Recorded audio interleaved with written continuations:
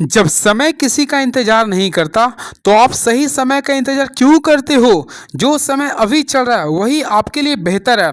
तो welcome back friends, welcome to our study channel move on study. तो friends, आप लोग बीपीएससी टीआरई 4.0 का अगर आप लोग वेट कर रहे हैं तो ये आप लोग गलत कर रहे हैं, क्योंकि आप लोग कल देखे हो, कल ही आप लोग नीतीश कुमार का स्टेटमेंट देखे थे। आई थिंक कल ट्वीट देखे होंगे, क्या लिखा था। चलिए मैं आप लोग को रिकॉल करवाना चाहता हूँ, क्या स्टेटमेंट था देख लीजिए। सिंपल यहाँ पे आप लोग का डायरेक्टली लिख चुका है कि आप लोग का टीआरई 4 एकदम आ रहा है। तो देखिए यहाँ पे लिख रहा है आप लोग का टीआरई 4 आने वाला साथ में डोमिसाइल के रूप में आ रहा है। देखिए वर्ष 2025 में टीआरई 4 एवं 2026 में टीआरई 5 का आयोजन किया जाएगा। तो इसलिए मैं आप लोग को अगेन आई रिपीट, आप लोग को लिया जाएगा। आप लोग समय का वेट मत कीजिए, क्योंकि अच्छे दिन कभी आते नहीं है। जो आपका अच्छे दिन चल रहा वो आपके लिए वही बेस्ट है। और इसमें डोमिसाइल लागू होगा। तो फ्रेंड, डोमिसाइल के बारे में आप लोग अगर झारखंड से बिलोंग्स करते हैं या यूपी से बिलोंग्स करते हैं तो आप लोगों को उसके बारे में सोचना नहीं है। कहीं ना कहीं आप लोग का 10% भी रहेगा तो उसमें भी आप लोग कर सकते हैं। लाइफ में अगर 1% भी आपको कहीं भी चांस लग रहा है तो आप लोग उस पर क्यों ना 110% लगा दें। तो ये आप लोग सोच कर तैयारी कीजिए। क्लियर है। तो चलिए स्टार्ट करता हूँ आज के क्लासेस का। जिस टाइप से मैं क्लास देता हूँ उसी के अकॉर्डिंग मैं आप लोग को दूंगा। इससे पहले मैं आप लोग को हमेशा बताता हूँ, इसमें टोटल 150 क्वेश्चन पूछे जाएंगे। इसमें 30 क्वेश्चन जो आप लोग का होते हैं, इसमें आप लोग का 15 हिंदी का क्वेश्चन होंगे या 15 इंग्लिश का क्वेश्चन होंगे। ठीक है, ये आप लोग का इंग्लिश होंगे या 15 हिंदी के होंगे। टोटल 30 क्वेश्चन में से आप लोग का 30% इसका लाना पड़ेगा, यानी कि टोटल 9 क्वेश्चन आप लोग को सही करना पड़ेगा। नेगेटिव नहीं होता। 9 क्वेश्चन सही करते हैं तो आप लोग का क्वालिफाई कर जाता है। उसको 40 क्वेश्चन आप लोग का जीके जीएस पूछा जाता है, करंट अफेयर रहता है, मैथ्स रहता है, हिस्ट्री वगैरह भी रहता है। काफ़ी अच्छा क्वेश्चन रहता है। और ये मैं क्लास को रेगुलर कर लेते हैं तो आप लोग का 40 अपना हाथ में हो जाएगा। फिर 40 आप लोग का स्पेशल मैथ्स पूछा जाएगा, 40 साइंस, जो कि सारे मैं करवा रहा हूँ। क्लियर है। तो ये देख सकते हैं किस टाइप्स का क्वेश्चन सेट होता है। मैं सेट नंबर 12 लेके आऊँ, इससे पहले सेट नंबर 11 तक पूरे का पूरे ऑपरेशन करके साथ मैं बता दिया हूँ। तो चलिए आज सेट नंबर 12 का क्वेश्चन नंबर 31 से स्टार्ट करता हूँ, जो आप लोगों के लिए काफ़ी इंपॉर्टेंस होगा। अगर आप लोग हमारे वीडियो को सपोर्ट करते तो और भी मैं आप लोगों के साथ वीडियो लेके आता रहूँगा, लास्ट तक पूरे करंट अफेयर के साथ लाऊंगा। क्लियर है। चलिए, भारतीय भूमि का अक्षांशीय विस्तार लगभग कितना डिग्री होता है। तो फ्रेंड्स, ऑप्शन लिख रहा है 37 डिग्री, 19 डिग्री, 32 डिग्री, उपयुक्त में से एक सदी या उनमें से कोई नहीं। तो इसका जो राइट आंसर होगा उपयुक्त में से कोई नहीं। क्योंकि मैं आप लोगों को बताना चाहता हूँ, अगर आप लोग भारत का मैप बनाते हैं तो देखिए मैं शॉर्टकट बता देना चाहता हूँ, जो आप लोगों के लिए काफ़ी इंपॉर्टेंस होगा। देखिए आप लोग को मैं पूरे के पूरे बता, देखिए भारत का मुख्य भूमि का सबसे दक्षिणी बिंदु का पॉइंट कितना होता है ये भी आप लोग याद रखिए। 8 डिग्री 4 इंच होता है। क्या होता है? 8 डिग्री 4 इंच होता है। वही सबसे उत्तरी छोर का उत्तरी अक्षांश जो होता है 37 डिग्री 6 इंच होता है। 37 डिग्री 6 मिनट इसको बोल सकते हैं। क्लियर है। अगर आप लोग दोनों का डिफरेंस अगर देखते हैं तो लगभग 29 डिग्री तक आएगा। कितना है? लगभग 29 डिग्री आएगा, जो कि यहाँ पे ऑप्शन में नहीं दे रहा है, इसलिए ऑप्शन नंबर ई को क्लिक करेंगे। लगभग आप लोग देखिए ना तो 29 डिग्री आता है। कितना आता है ये? 29 डिग्री। तो ऑप्शन नंबर ई को क्लिक करेंगे। क्लियर है। तो ऑप्शन नंबर क्या करें? ई को क्लिक करेंगे। वही बात करना चाहते हैं पश्चिमी या पूर्वी। तो सबसे पहले याद रखिए भारत का सबसे पूर्वी जो छोर होता है उसका वैल्यू होता है 68 डिग्री। देखिए 68 डिग्री 7 मिनट होता है। 68 डिग्री 7 मिनट होता है, वही पूर्वी देशांतर। और वही सबसे पूर्वी देशांतर की बात करना चाहते हैं तो ये आप लोग का होता है 97 डिग्री 25 मिनट होता है। ये सब सारी चीज़ों को आप लोग को ध्यान में रखना पड़ेगा। क्लियर है। तो लगभग 29 डिग्री का इसका रेंज में आता है। ठीक है। तो राइट आंसर कीजिएगा तो ऑप्शन नंबर ई को कर देंगे। आई होप आप लोग को अच्छा लगा, क्योंकि मैं यहाँ से 4 क्वेश्चन बता दिया हूँ। भारत के कितने राज्यों का समुद्री तट रेखा है? सबसे पहले अगर आप लोग भारत का मैप बनाते हैं तो आप लोग अच्छे से पता हो। देखिए मैं डायरेक्टली बनाना चाहता हूँ। देखिए भारत का अगर मैप बनाना चाहते हैं तो इस टाइप से आप लोग काफ़ी अच्छे से बनाए होंगे। क्लियर है। तो देखिए आप लोग का सबसे पहले गुजरात का कच्छ होता है। देखिए मैं थोड़ा सा टाइम बता देना चाहता हूँ, जो आप लोग सबसे पहले गुजरात का एक कच्छ होता है। आप लोग एक ट्रिक बता रहा हूँ। सबसे पहले यहाँ बोले GMG। देखिए GMG बोले, GMG के, यानी इस टाइप से आप लोग याद रखिए। ये पूर्वी में आ गए, यानी पश्चिमी में आ गया। इधर याद कर लिए, बोट याद कर लिए, BOAT। अब देखिए सारे को मैं बता दें, ये आप लोग का टोटल यानी 5 4 कितना 9 ऐसे जगह होता है जो समुद्री तट में आते हैं। देखिए पहला जी से गुजरात, M से महाराष्ट्र, फिर जी से गोवा, फिर के से कर्नाटक, फिर के से केरल, फिर बी से बंगाल, O से उड़ीसा, A से आंध्र प्रदेश, T से तमिलनाडु। ये 5+4, ये 5+4 ऐड कीजिए, टोटल 9, यानी 9 राज्य ऐसे हैं जो समुद्री तट रेखा को टच करता है। और सबसे ज़्यादा अगर स्पर्श करता है तो गुजरात करता है। इस चीज़ को याद रखिएगा। तो ऑप्शन के अकॉर्डिंग चलेंगे तो ऑप्शन नंबर सी को करेंगे 9। क्लियर है। 9 का मैं आप लोगों के सामने याद करवा दिया। वही आप लोग का देखिए, ये आप लोग का 9 तो हो गया, लेकिन मैं आप लोग को नाम बता दिया था। इसमें अगर आप लोग को पूर्वी अगर राज्य बोलता है तो पूर्वी में आप लोग याद रखें टोटल 4 थे। ठीक है। और वही पश्चिमी की बात करना चाहता, पश्चिमी में कितना थे? 5 थे। और मैं आप लोग को बताना चाहता वही बोल रहा, कुल यूटी कितना टच करता है समुद्री तट को? तो यूटी जो होता है कुल 4 यूटी, यानी कुल 4 यूटी टच करता है, जिसमें चारों का नाम मैं बता देना चाहता हूँ। सबसे पहले अंडमान निकोबार, यानी कि अंडमान निकोबार। सेकेंड में लक्षद्वीप होता है। थर्ड में दमन दीव होता है। और चौथा होता है पुडुचेरी। चौथा पुडुचेरी, ये भी याद रखिएगा। क्लियर है। चलिए, और पूरे विश्व में सबसे ज़्यादा जो समुद्री तट वाला कोई जो भाग होता है वह कनाडा होता है, इस चीज़ को भी याद रखिएगा। भारत का मुख्य भूमि के सबसे उत्तरी एवं दक्षिणी बिंदु के बीच की लंबाई कितनी है? तो देखिए, भारत के मुख्य भूमि से उत्तरी एवं दक्षिणी, देखिए सबसे पहले मैं आप लोगों को बताना चाहता हूँ। देखिए भारत के मुख्य, देखिए आप लोग को न्यूज का फुल फॉर्म जानते हैं, आप लोग का एन होता है, ये ई हो गया, ये आप लोग के डी हो गया, डब्ल्यू हो गया, ये एस हो गया। तो यहाँ पे देखिए आप लोग को उत्तरी से दक्षिणी बोल रहा है, तो उत्तरी से दक्षिणी, तो मैं आप लोग को अगेन बताना चाहता हूँ, भारत के उत्तर से लेकर दक्षिण तक की जो कुल लंबाई होता है वह 3214 होता है। कितना होता है ये? 3214, याद रखिए 3214 किलोमीटर होता है। वही अगर पूरब से पश्चिम की बात करना चाहते हैं, यानी कि पूरब से पश्चिम की बात करना चाहते हैं, तो 2933 किलोमीटर होता है। ये आप लोग को याद रखना पड़ेगा। अगर कन्फ्यूजन में होता तो देखिए आप लोग पूरब से पश्चिम लेते हैं, यानी पूर्व से पश्चिम लेते हैं, तो देखिए दोनों में क्या क्या पापा यानी एक जैसा लग रहा है ना, तो इसमें देखिए 3 में दोनों एक जैसा लग रहा है, तो दोनों में एक जैसा लग रहा था। 2933 आप लोग को पूरब से पश्चिम हो गया, जो अगला बच गया 3214 क्या हो गया? उत्तर से दक्षिण हो गया। क्लियर है? आई होप आप लोग को अच्छा लगा होगा। तो इसका राइट आंसर अगर देखा अंजलि, तो फ्रेंड्स इसका अगर राइट आंसर देखे होंगे तो 3214 किलोमीटर हो गया। क्लियर है? ये आप लोग का होगा उत्तर से दक्षिण, और 2933 क्या हो गया? ये पूरा, सॉरी ये आप लोग का ईस्ट से वेस्ट हो गया, ईस्ट से वेस्ट हो गया। वही बात करना चाहते हैं भारत के कुल क्षेत्रफल कितना है, तो अल्टीमेटली मैं आप लोगों को बताया था 32 लाख, देखिए 32,87,233 वर्ग किलोमीटर स्क्वायर होता है। ये भी आप लोग याद रखिएगा। वही फ्रेंड्स बात करना चाहते हैं भारत का कुल तट रेखा वाला राज्य की लंबाई कितनी है, तो लगभग याद के 7517 किलोमीटर होता है। क्लियर है? ये भी याद रखिएगा। क्लियर है? चलिए, and very next question is now, तो देखते हैं नेक्स्ट क्वेश्चन क्या रख रहा। निम्नलिखित में से किस राज्य का कोई भी भाग एनसीआर में शामिल नहीं है? देखिए एनसीआर का फुल फॉर्म क्या होता है? National capital region. तो अल्टीमेटली फ्रेंड्स आप लोगों को पता होगा एनसीआर, दिल्ली एनसीआर आप लोग पढ़े होंगे। तो फ्रेंड्स आप लोगों को बताना चाहता हूँ दिल्ली एनसीआर, तो एनसीआर में कुल देखिए एनसीआर, देखिए मैं आप लोगों को बताना चाहता हूँ एनसीआर दिल्ली के चारों से उसके जुड़े हुए क्षेत्र के अंतर्गत आता है, जिसका फुल होता है नेशनल कैपिटल रीजन। क्या होता है? नेशनल कैपिटल रीजन, जिसे हम बोलते हैं राष्ट्रीय राजधानी क्षेत्र, अर्थात दिल्ली के बारे में बोल रहा है। क्लियर? दिल्ली देखते हो एनसीआर बोला जाता है। क्लियर है? तो इसके रिगार्डिंग में आप लोगों को बताना चाहता हूँ, सबसे पहले हरियाणा जुड़े, तो हरियाणा से कुल 14 जिले होते हैं। क्लियर है? वही यूपी में 8 जिले जुड़े होते हैं। उसके साथ साथ एक राजस्थान भी होता है, देखते हैं राजस्थान भी एनसीआर में टच करता है, तो राजस्थान से कुल 2 जिला टच करता है, याद रखिएगा। क्लियर है?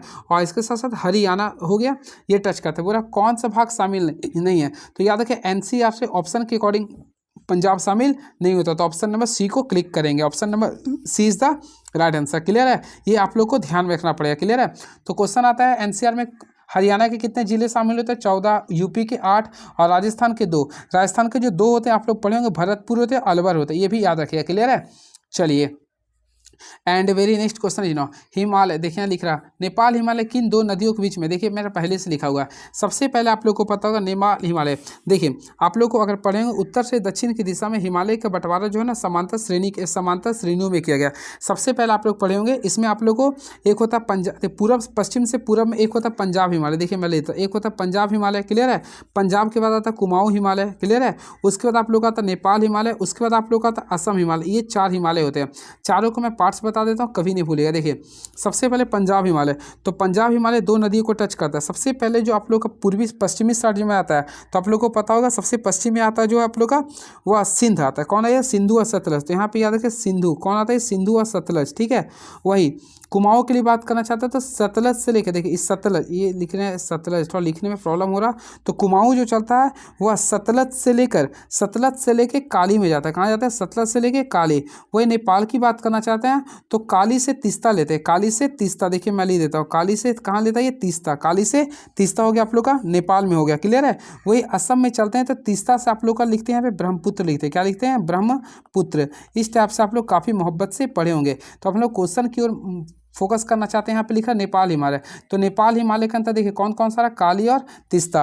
तो अगर आप लोग देखिए काली और तीस्ता कहीं दिख रहा, तो काली और तीस्ता यानी ऑप्शन नंबर बी को क्लिक करेंगे, तो option number B is the right answer. तो फ्रेंड इस टाइप से अगर आप लोग पढ़ते हैं तो आप लोग का एक में 4 क्वेश्चन पूरे के पूरे मैं करवा रहा हूँ, जो आप लोग को लास्ट टाइम कॉन्फिडेंस बूस्टअप कर रहा। तो राइट आंसर देखते हैं, तो ऑप्शन नंबर बी को क्लिक कर सकते हैं, काली एंड तीस्ता। बाकी मैं आप लोग को बता दिया और स्क्रीनशॉट भी कर सकते हैं। क्लियर है? चलिए, और क्या है? सतलज एवं काली भी मैं बता दिया। तो सतलज एवं काली किसका, अगर क्वेश्चन आता है सतलज एवं काली किसके बीच में आता है, तो अगेन रिपीट मैं कर देता हूँ, सतलज और काली जो होता है वह कुमाऊं के बीच में होता है। किसके बीच में होते हैं? वह कुमाऊं हिमालय के बीच में होते हैं। वही तीस्ता और दिहांग, तो तीस्ता और दिहांग जो होता है ना वह लास्ट में यानी असम हिमालय के बीच में आता है। दिहांग को ही बोलते हैं ब्रह्मपुत्र नदी। ये सब सारी चीज़ों को याद रखिएगा। चलिए नेक्स्ट क्वेश्चन, मरखा घाटी किस राज्य या केंद्र शासित प्रदेश में स्थित है? तो ये तो काफ़ी इजी क्वेश्चन है। तो मरखा घाटी जो होता है ना वो लद्दाख में होता है। किस में होता है? लद्दाख में। तो ऑप्शन नंबर सी को क्लिक करेंगे, लद्दाख में होता है। क्लियर है। और बात करते हैं सिक्किम में, तो सिक्किम में सबसे फेमस चुम्बी घाटी होता है। क्या ये चुम्बी घाटी कहाँ पे? सिक्किम में है। वही बात करना चाहते हैं उत्तराखंड में, तो उत्तराखंड में 3 चीज़ होता है। सबसे पहले आप लोग पढ़े होंगे उत्तराखंड में ये होता है दून घाटी होता है, नीलांग घाटी होता है, धर्मा घाटी होती है, फिर फूलों की घाटी होती है, शौर्य घाटी होता है, जौहर घाटी, ये सारे आप लोग का उत्तराखंड में होता है। क्लियर है। चलिए अगला क्वेश्चन देखते हैं क्या लिख रहा है ये। तो लिख रहा गुरु शिखर किस पर्वत श्रेणी का सर्वोच्च शिखर है? काफी इजी क्वेश्चन है ये। अल्टीमेटली फ्रेंड गुरु शिखर जो था आरावली पर्वत का सर्वोच्च शिखर है। तो ऑप्शन नंबर बी को क्लिक कर देंगे। क्लियर है। याद रखिए गुरु शिखर जो था आरावली पर्वत की अबू पहाड़ी है। क्लियर है। और इसी पहाड़ी पे दिलवाला जल मंदिर स्थित है ना। चलिए और बातें करना चाहते हैं सतपुड़ा। तो फ्रेंड्स सतपुड़ा जो श्रेणी आती है, सतपुड़ा श्रेणी के सर्वोच्च चोटी जो होती है, सतपुड़ा श्रेणी के सर्वोच्च श्रेणी को बोलते हैं धूपगढ़। क्या बोलते हैं? धूपगढ़। ये आप लोग पढ़े होंगे, धूपगढ़ बोलते हैं। क्लियर है। जो कि फ्रेंड्स ये आप लोग इसका जो कुल ऊंचाई की बात करना चाहें 1350 आता है। ठीक है। या पूर्वी और पश्चिमी घाट दोनों को बीचों बीच में आते हैं, मिलाने के कार्य करता है। क्लियर है। वही बात करना चाहते हैं हिमाद्री का, तो आप लोग को पता महान हिमालय को क्या बोलते हैं? हिमाद्री बोलते हैं। और हिमाद्री का जो सर्वोच्च शिखर होता है वह माउंट एवरेस्ट होता है। माउंट एवरेस्ट होता है। क्लियर है। और माउंट एवरेस्ट के प्रादेशिक विभाजन के खंड में नेपाल हिमालय आता है। नेपाल हिमालय में माउंट एवरेस्ट आता है। माउंट एवरेस्ट को क्या बोलते हैं वहाँ पे? तो सागर माथा कहते हैं। क्या बोलते हैं? सागर माथा। इस चीज़ को भी आप लोग याद कर लीजिएगा। इसको क्या बोलते हैं? सागर माथा बोलते हैं। अल्टीमेटली आप लोग को पता भी होगा। क्लियर। अब मेरा नाम क्या है इसमें देख लीजिए, हमारा नाम क्या है। तो हमारा नाम अगर जानना चाहते हैं तो अल्टीमेटली पता हो गया, सागर है। क्लियर है। चलिए थाल घाटी दर्रा निम्नलिखित में से किसके बीच में आता है? देखिए थाल एक होता है, देखिए सबसे पहले मुंबई और पुणे। तो देखिए हम याद किए थे भोंपू, तो भोंपू से याद किए थे। देखिए भोंपू बोलिए तो भोंपू। देखिए भो से होता है भोर, तो देखिए भोर घाट अगर बोलते हैं ना तो आप लोग का मुंबई और पुणे के बीच में आता है। ठीक है। लेकिन थाल घाट जो आता है ना वह मुंबई और नासिक के बीच में आता है। तो याद है थाल घाट दर्रा आता है आप लोग का मुंबई और पुणे के बीच में आता है। मुंबई और पुणे के बीच में आता है। इस चीज़ को आप लोग याद रखिएगा। क्लियर है। चलिए and very next question is now, Calcutta और कोयम्बटूर के बीच में जो होता है उसे बोलते हैं सेनकोटा बोलते हैं। क्या बोलते हैं? सेनकोटा। नेक्स्ट क्वेश्चन, बिहार में कोसी के मैदान के पश्चिम में कौन सी नदी है? देखिए अल्टीमेटली आप लोग देखेंगे बिहार में, सबसे पहले बिहार का अगर आप लोग मैप बना लेते तो काफ़ी अच्छी बात है। इससे 2 भाग में बांटती है कौन? गंगा नदी है ना। तो आप लोग को पता बिहार की कोसी जो होता है ना वो पश्चिम में आता है। जो यहाँ पे कौन सी नदी होती है? कमला नदी। तो ऑप्शन है क्या? बिल्कुल। तो कमला नदी आप लोग क्लिक कर सकते हैं। तो बिहार के कोसी के मैदान में पश्चिम में कौन सी नदी होती है? तो कमला नदी। कौन सी नदी होती है? कमला नदी होता है। क्लियर है। इस चीज़ से आप लोग याद रखिएगा। चलिए बातें करना चाहते हैं कोसी नदी के बारे में। तो फ्रेंड थोड़ा सा बड़ा करके मैं बताता हूं ताकि यहां से आप लोगों को 10 क्वेश्चन बता दूं। सबसे पहले कोसी नदी को बिहार का शोक कहते हैं। ठीक है। अब देखिए इसके उत्तर में, तो याद रखिए कोसी के मैदान के उत्तर में नेपाल की सीमा स्थित है। कहाँ पे? इसका ये नेपाल की सीमा स्थित है। वही दक्षिण में बात करना चाहते हैं तो अल्टीमेटली दक्षिण में तो हमेशा मैं बताया था इसके दक्षिण में क्या था? गंगा होती है। क्या होती है? गंगा होती है। क्लियर है। वही बातें करना चाहते हैं इसके पूरब में, तो इसके पूरब में बात करना चाहते हैं तो इसका महानंदा आता है। क्या था? महानंदा की मैदान आता है। वही पश्चिम में की बात करना चाहते थे यहाँ पे क्या था? कमला था। क्या था ये? कमला। ये भी आप लोग 1 से 4 क्वेश्चन में बता दिया हूँ। क्लियर है। ये सब सारी चीज़ों को आप लोग याद कर सकते हैं। क्लियर है। चलिए and very next question is now, तो नेक्स्ट क्वेश्चन देखते हैं क्या लिख रहा है ये। बिहार में कोसी के मैदान चल रही है भारतीय संघ का संस्थापक कौन था? ये क्वेश्चन लिख लीजिए, 110% क्वेश्चन ये इससे आएगा। तो भारतीय संघ के संस्थापक कौन थे? तो अल्टीमेटली भारतीय संघ की बात कर रहे हैं। तो याद रखिएगा भारतीय संघ के संस्थापक थे आनंद मोहन बोस भी थे और सुरेंद्र नाथ बनर्जी थे। तो यानी ए भी होगा, बी भी होगा, सी भी होगा। तो राइटली आंसर अगर देखा जाए तो सबसे इंपॉर्टेंट क्वेश्चन है डी लिखिएगा। और ये इंपॉर्टेंट क्वेश्चन है TRE 4.0 के लिए। तो भारतीय संघ के संस्थापक कौन थे? तो देखा जाए तो सुरेंद्र नाथ बनर्जी के साथ साथ आनंद मोहन बोस थे। क्लियर है। बातें करना चाहते हैं, देखिए सबसे पहले इंडियन एसोसिएशन आप लोग पढ़े होंगे। तो इंडियन एसोसिएशन की स्थापना हुआ था 1876 में हुआ था। और इंडियन नेशनल एसोसिएशन या फिर इंडियन एसोसिएशन 1856 में स्थापित भारत के महत्वपूर्ण राष्ट्रवादी संगठन था। और इंडियन एसोसिएशन का उद्देश्य था भारत के लोगों में बौद्धिक एवं राजनीतिक चेतना को प्रसार करना। ठीक है। अब इसी का पार्ट्स दोनों थे। कौन कौन थे? तो आनंद मोहन बोस थे और सुरेंद्र नाथ बोस थे। ठीक है। और इसका स्थापना कब हुआ था भारतीय संघ का? तो वही 1876 में हुआ था। ये बहुत ही इंपॉर्टेंट क्वेश्चन है। क्लियर है। इसलिए मैं आप लोग को बता दिया हूं। और ए हुम किसके थे? भारतीय राष्ट्रीय कांग्रेस के संस्थापक थे। क्लियर है। चलिए क्वेश्चन बहुत इंपॉर्टेंट, आप लोग अगेन रिपीट कर लीजिएगा। भारतीय अखिल भारतीय ट्रेड यूनियन कांग्रेस के प्रथम अध्यक्ष कौन थे? यहाँ पे देखिए अखिल भारतीय ट्रेड यूनियन कांग्रेस के बोला, तो याद रखिए इसके जो अध्यक्ष थे लाला लाजपत राय। कौन थे? लाला लाजपत राय। लाला लाजपत राय थे। तो ऑप्शन नंबर ए को क्लिक करेंगे। क्लियर है फ्रेंड्स? आप लोगों को बताना चाहता हूँ अखिल भारतीय ट्रेड यूनियन, जिसे लोग बोलते हैं शॉर्टकट बोलते हैं अखिल इंडियन ट्रेड यूनियन कांग्रेस, इसकी स्थापना जो हुआ था 1920 में हुआ था, यानी 1920 में हुआ था। कहाँ पे हुआ था? तो फेमस है ये बॉम्बे में हुआ था। कहाँ पे हुआ था? सॉरी लिखा गया बॉम्बे, लेकिन ये हुआ था बॉम्बे में हुआ था। ये भी आप लोग को पता होगा। क्लियर है? और इसके अध्यक्ष कौन थे? लाला लाजपत राय थे। क्लियर है? बहुत इंपॉर्टेंट क्वेश्चन है ये।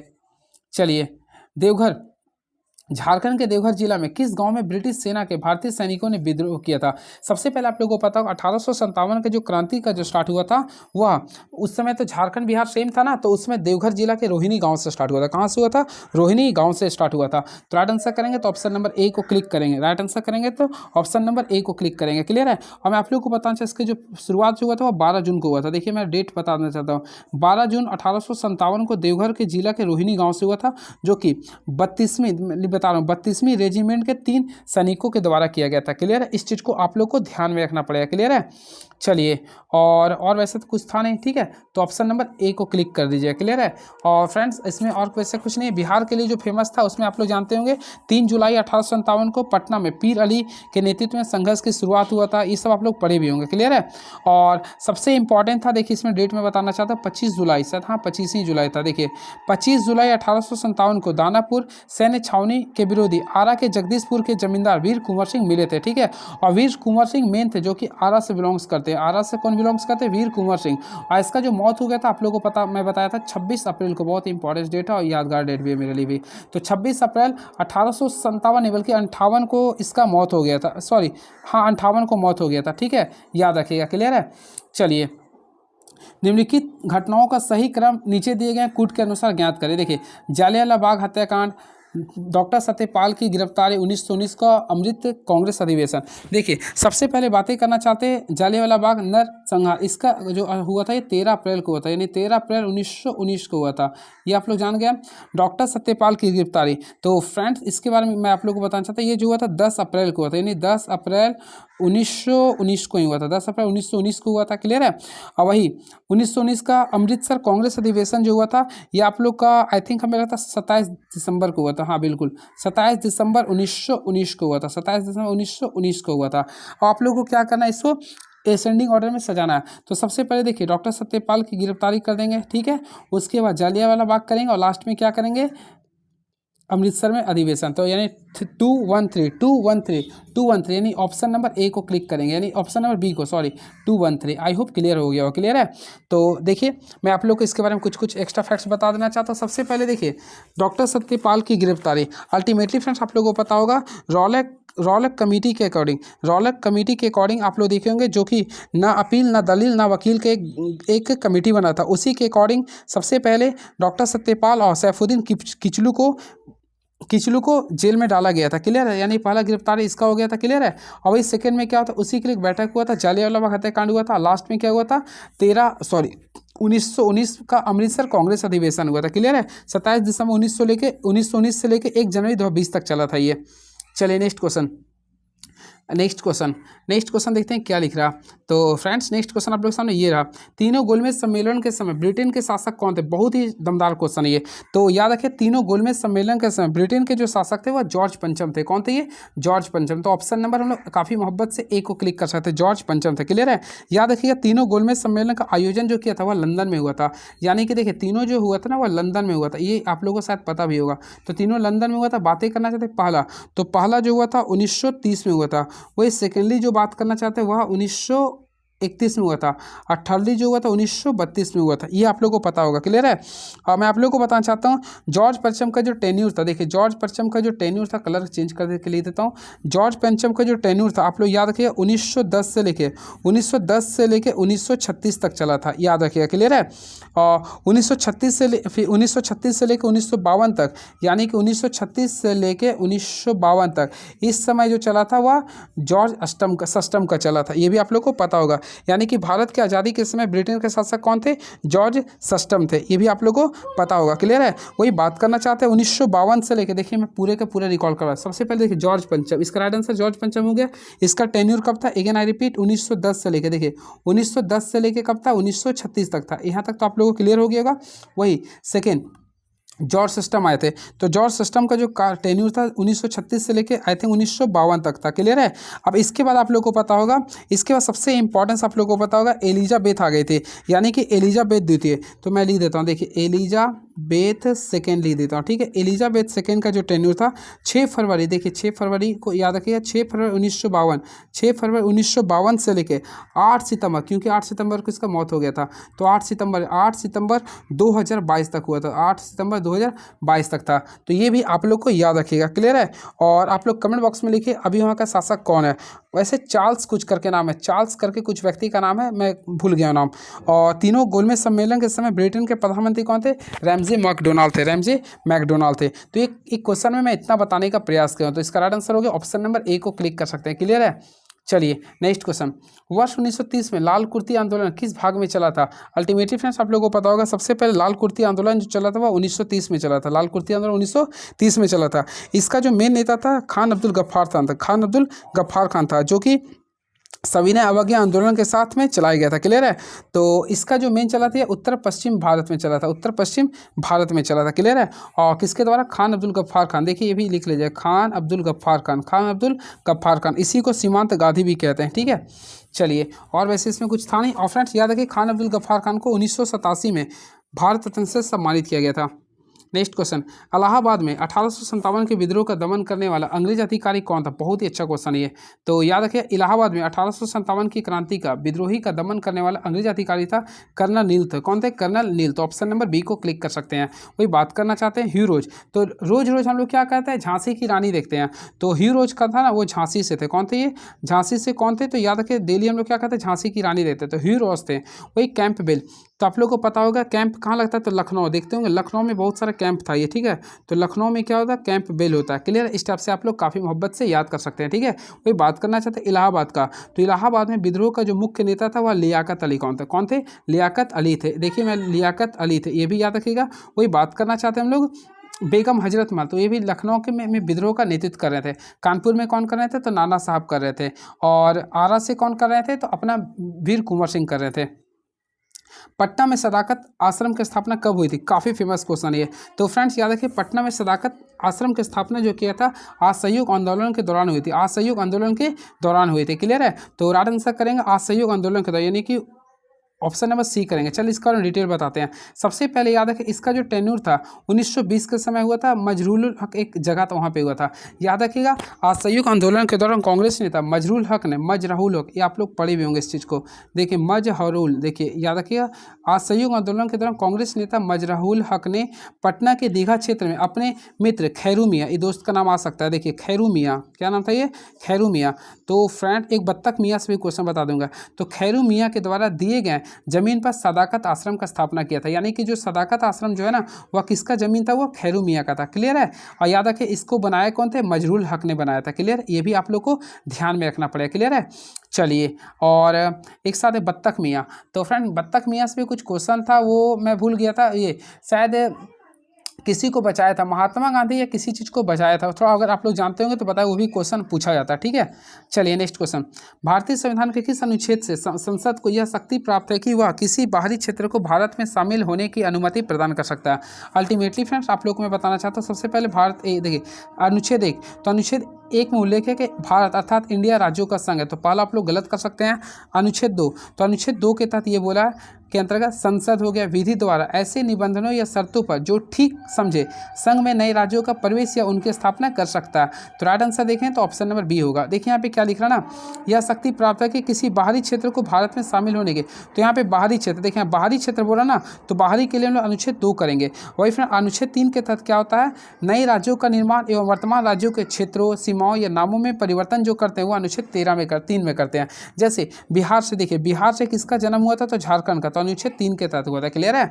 चलिए नेक्स्ट क्वेश्चन, किसी राज्य में विधान परिषद का सृजन किया जा सकता है या किसी राज्य में विधान परिषद का उत्पादन किया जा सकता है, इस बात का उल्लेख निम्नलिखित में से किस अनुच्छेद में है। सबसे पहले फ्रेंड्स मैं आप लोगों को बताना चाहता हूँ। देखिए आप लोगों को पता होगा, देखिए शायद आप लोग को अच्छे से जानकारी होगा। देखिए आप लोग को आर्टिकल 3 तो याद करना पड़ेगा। देखिए सबसे पहले सरल याद किए होंगे। देखिए यहाँ से मैं अलग चीज़ बताना चाहता हूँ, मेरे दिमाग में लग गया। सरल, सास होता संसद, रास होता राज्यसभा, लास होता लोकसभा। तो सरल के लिए होता फुल फॉर्म क्या होता, 70 78 79 80 होता है शायद। देखते 78 79 और 80, 80 नहीं होता, गलत हो गया, 79 80 81 होता, देखता हूँ मैं।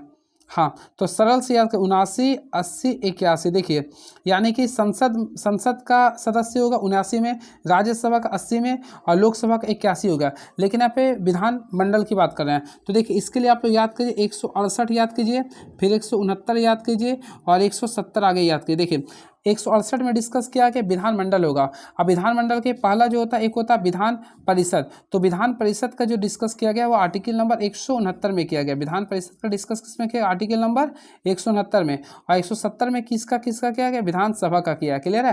तो यहाँ पे अगर आप लोग ध्यान से देखना चाहते हैं तो यहाँ पे विधान परिषद की बात हो रहा। तो आर्टिकल नंबर कितना होगा, 169, जो कि ऑप्शन में नहीं दिया है। तो आर्टिकल नंबर 169 होना चाहिए, यानी कि इनमें से कोई नहीं, 169 होगा। अगेन आई रिपीट, ध्यान से सुनेगा।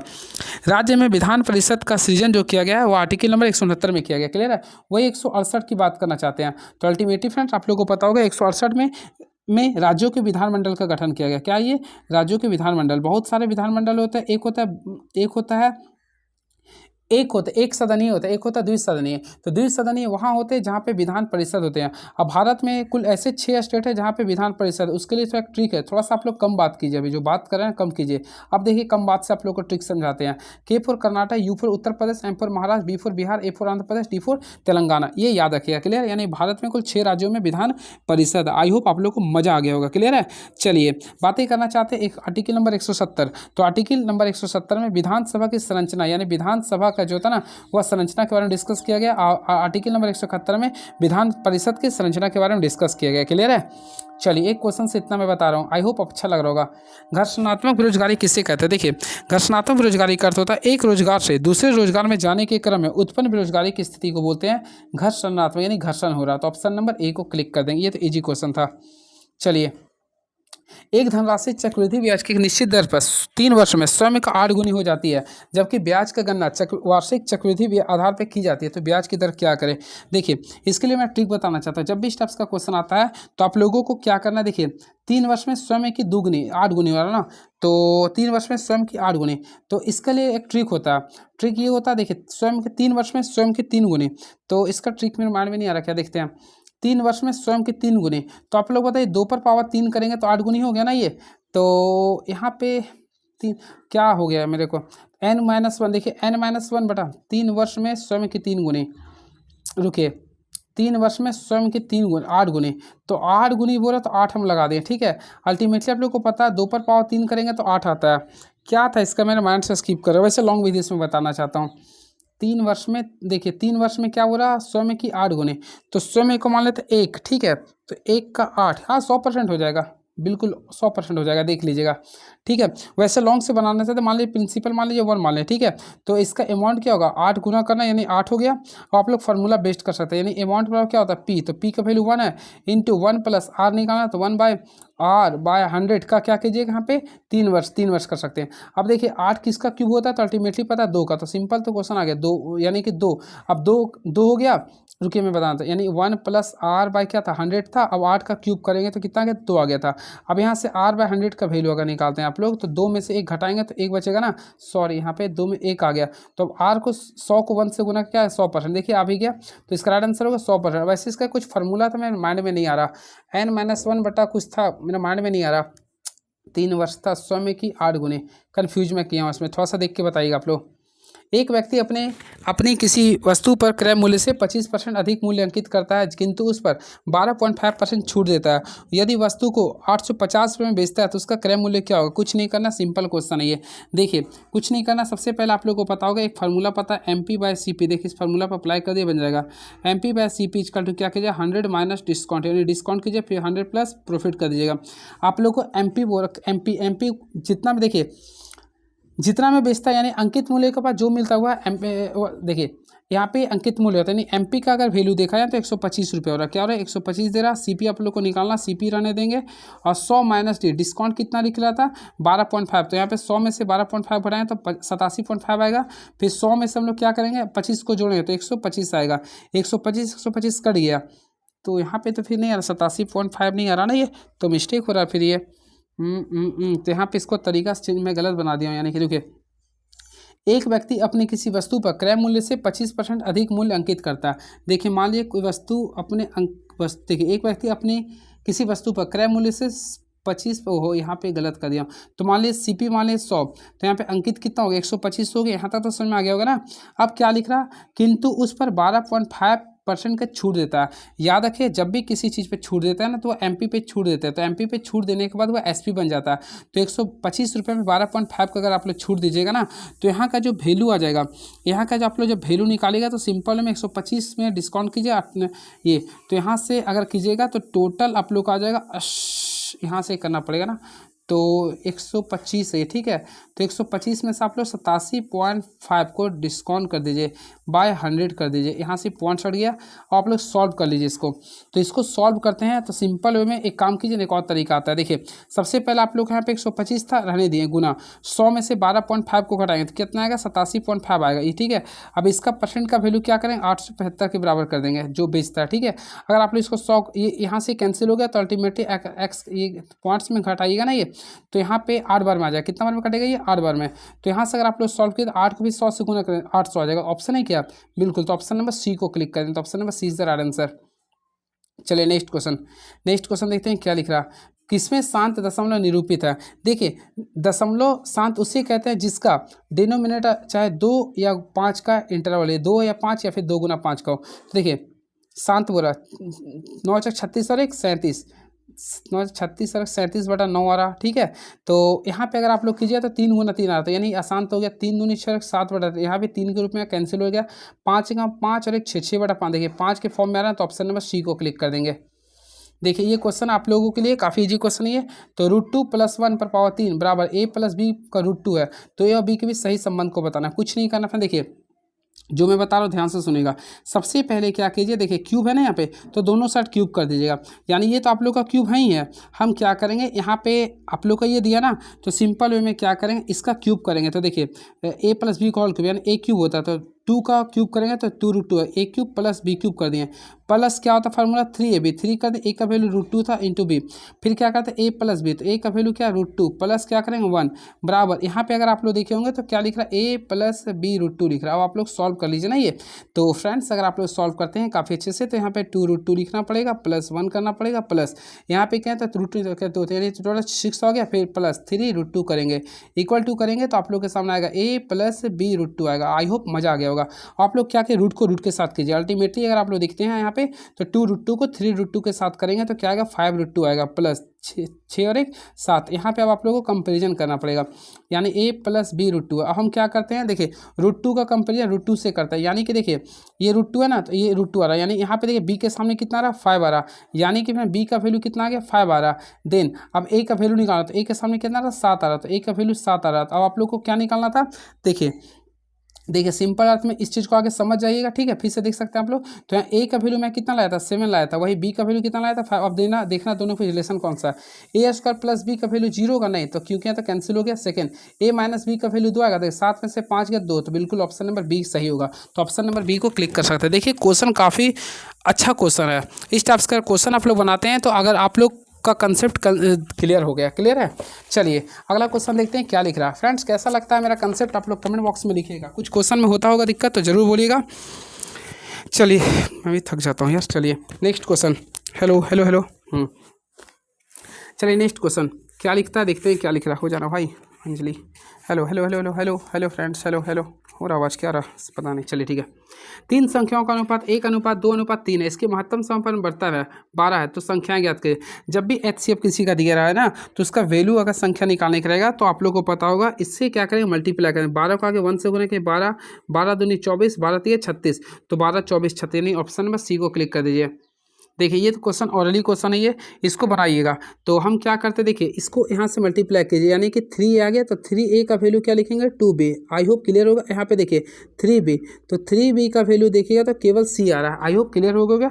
आप लोग को यहाँ से वैल्यू को निकालना है। हम क्या करते हैं, देखिए a और b का अगर रेशियो निकालेंगे, तो a और b का अगर रेशियो निकालते हैं फ्रेंड्स, तो हम लोग क्या करेंगे, यहाँ पे जो आप लोग आएगा 2/3 आएगा।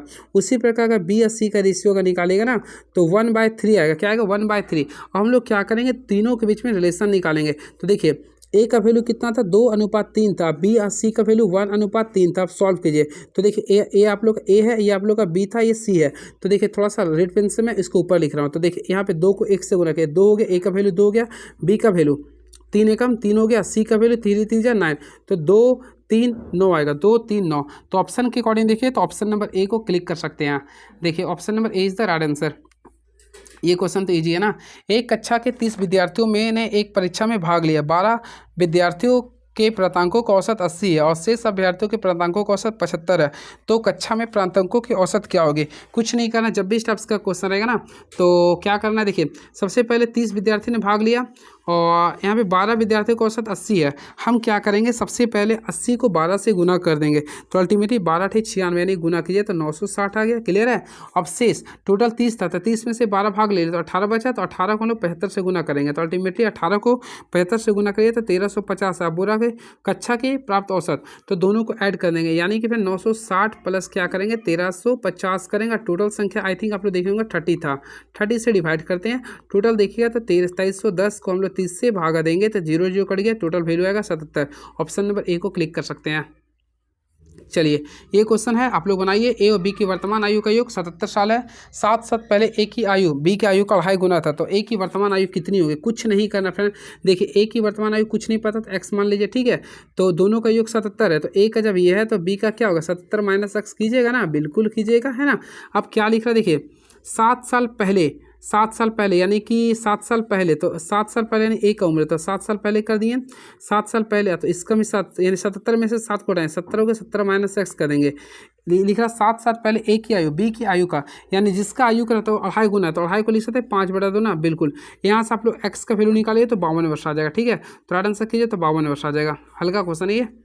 चलिए साइंस का क्वेश्चन आ गया, देखते हैं क्या लिख रहा है, उसके अकॉर्डिंग बताऊंगा। देखते हैं निम्नलिखित में कौन सा कथन सत्य है। ध्वनि का वेग, तो फ्रेंड्स सबसे पहले याद है ध्वनि का वेग, तो ध्वनि का वेग सबसे अधिक जो होता है, देखिए ध्वनि का वेग कितना होता है, तो याद रखिए ध्वनि का वेग जो होता है वायु में 332 मीटर पर सेकेंड होता है। क्लियर है। और देखते हैं ध्वनि का वेग सर्दियों की तुलना में गर्मियों में कम होता है, ये तो गलत है। सर्दियों की तुलना में गर्मियों में अधिक होता है, बिल्कुल। तो ऑप्शन नंबर बी को क्लिक कर दीजिए, सही है, ठीक है। मौसम पर निर्भर नहीं करता है, तो ऑप्शन नंबर बी होगा, ठीक है। क्योंकि फ्रेंड इसके बारे में बताना चाहता हूँ। सबसे पहले देखिए ध्वनि का वेग, सबसे पहले याद रखिए ध्वनि सबसे ज़्यादा तेजी से जो प्रभावित होता है वह ठोस में होता है। किस में होती है, ठोस में। उसके बाद आप लोग का देन आप लोग जानते हैं द्रव्य में होता है। किस में होता है, द्रव्य में। देन आप लोग गैस में कर सकते हैं। क्लियर है। और निर्वात में इसका प्रभाव नहीं होता है। क्लियर है। तो ये याद रखिएगा। और याद रखिएगा ताप बढ़ने से ध्वनि की चाल बढ़ती है, यानी कि अगर वायु में अगर 1 डिग्री सेल्सियस तापमान बढ़ती है ना, तो ध्वनि की चाल जो होता है 0.61 मीटर पर सेकेंड बढ़ जाती है। ये भी आप लोग को याद रखना पड़ेगा। क्लियर है। चलिए पौधे में फ्लोएम के परिवहन के लिए उत्तरदायी होती है, तो याद रखिए पौधे में फ्लोएम जो होता है ना वह भोजन के परिवहन के लिए उत्तरदायी होते हैं। तो ऑप्शन नंबर बी को क्लिक कर सकते हैं। क्लियर है। अब फ्लोएम एक प्रकार का अस्थायी उत्तक, क्वेश्चन आता है फ्लोएम क्या है, तो याद रखिए एक प्रकार का अस्थायी उत्तक होता है। क्लियर है। और चालनी नलिकाएं संवहनी पौधों में फ्लोएम पाए जाते हैं। क्लियर है। चलिए और पानी का जो परिवहन करता है खनिज लवण का वह जाइलम करता है। कौन करता है, ये जाइलम। और जाइलम और फ्लोएम को संवहन उत्तक भी कहते हैं।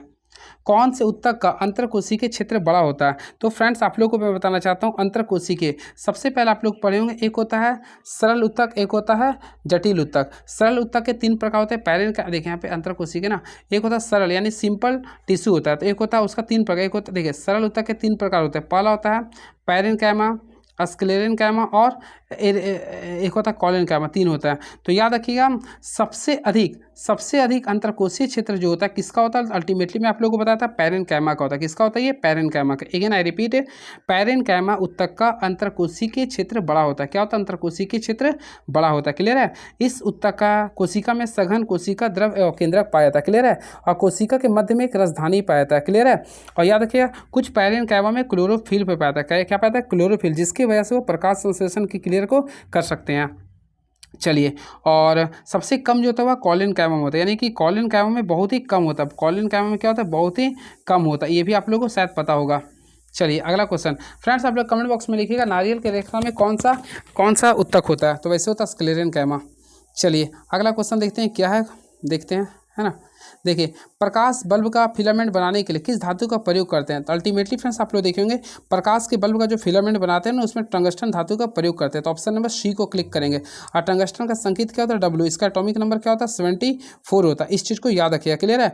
और टंगस्टन के गलनांक जो होता है लगभग 3500 डिग्री सेल्सियस होता है, 3500 डिग्री सेल्सियस होता है, क्लियर है। और टंगस्टन तंतु को उपचयन को रोकने के लिए बिजली के बल्ब में हवा निकाल के क्या भरते हैं, निष्क्रिय गैस भरते हैं, ये भी आप लोग को याद होगा।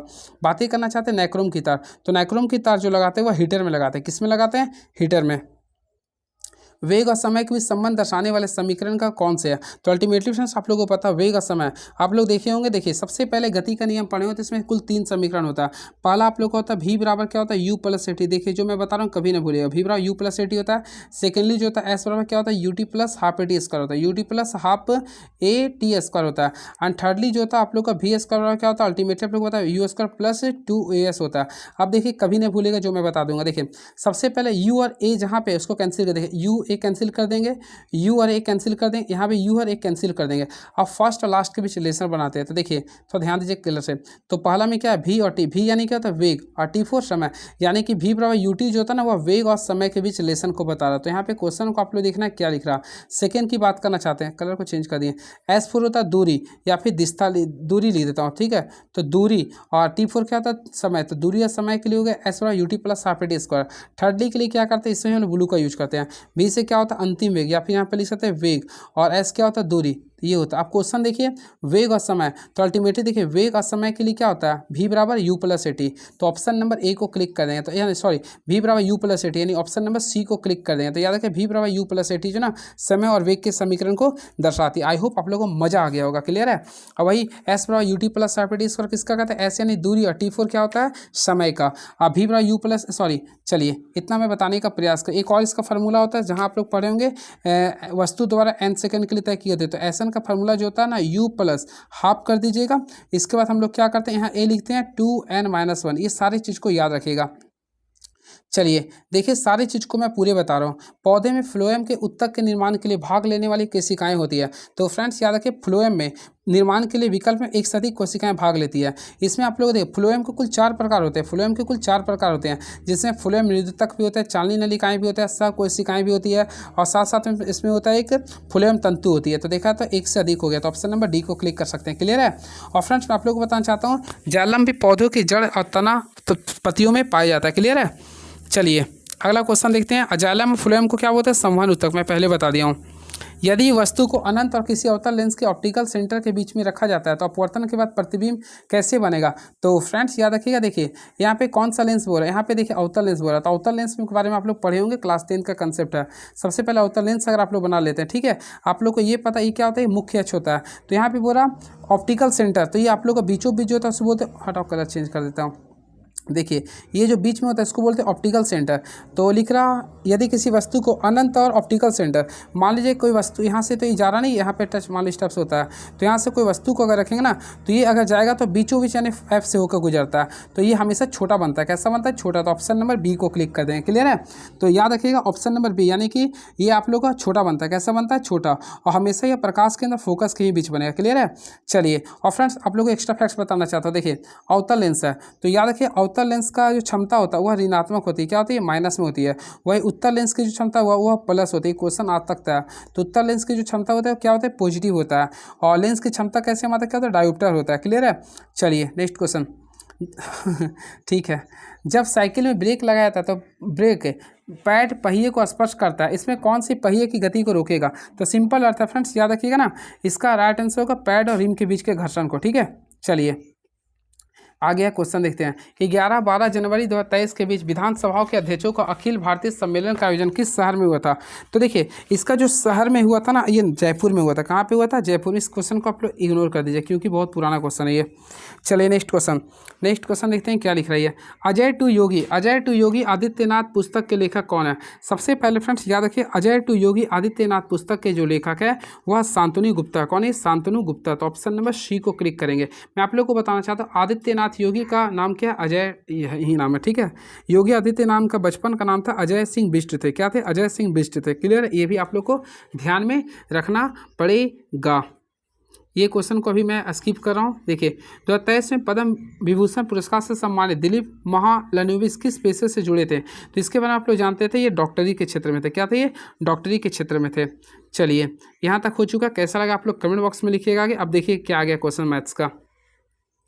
देखिए ये मैथ्स का क्वेश्चन है। सारे क्वेश्चन को मैं बताऊंगा, देखते हैं भी हम कैसे बताता हूँ सारे क्वेश्चन को। बहुत सारे क्वेश्चन जो 11-12 का भी होता है, सारे क्वेश्चन को मैं ट्रिक से बताऊंगा और जो मेरे पास कंसेप्ट है सारे को मैं बताऊंगा। देख लीजिए क्वेश्चन क्या है, सारे को मैं बताऊंगा। इसके बाद मैं आप लोग को हो सके तो ये साइंस का क्वेश्चन, साइंस का भी जो भी आप लोग क्वेश्चन देख रहे हैं कोई भी क्यों ना हो, सारे को मैं पूरे का पूरे बताऊँगा। देख रहे हैं ना, तो सारे को मैं पूरे डिस्कस करूँगा और आप लोग कर लेते हैं तो मुझे नहीं लगता ऐसा आप लोगों को पूरे यूट्यूब चैनल पर मिलेगा, क्योंकि मैं सारी चीज़ को मैं एक ही जगह पे डिस्कस कर रहा हूँ। देखना चाहते हैं आप लोग, मैं भी आप ही लोग उम्र का हूँ, देख सकते हैं क्या ये। और ये आप लोगों को मैं दिखा दिया था। क्लियर है?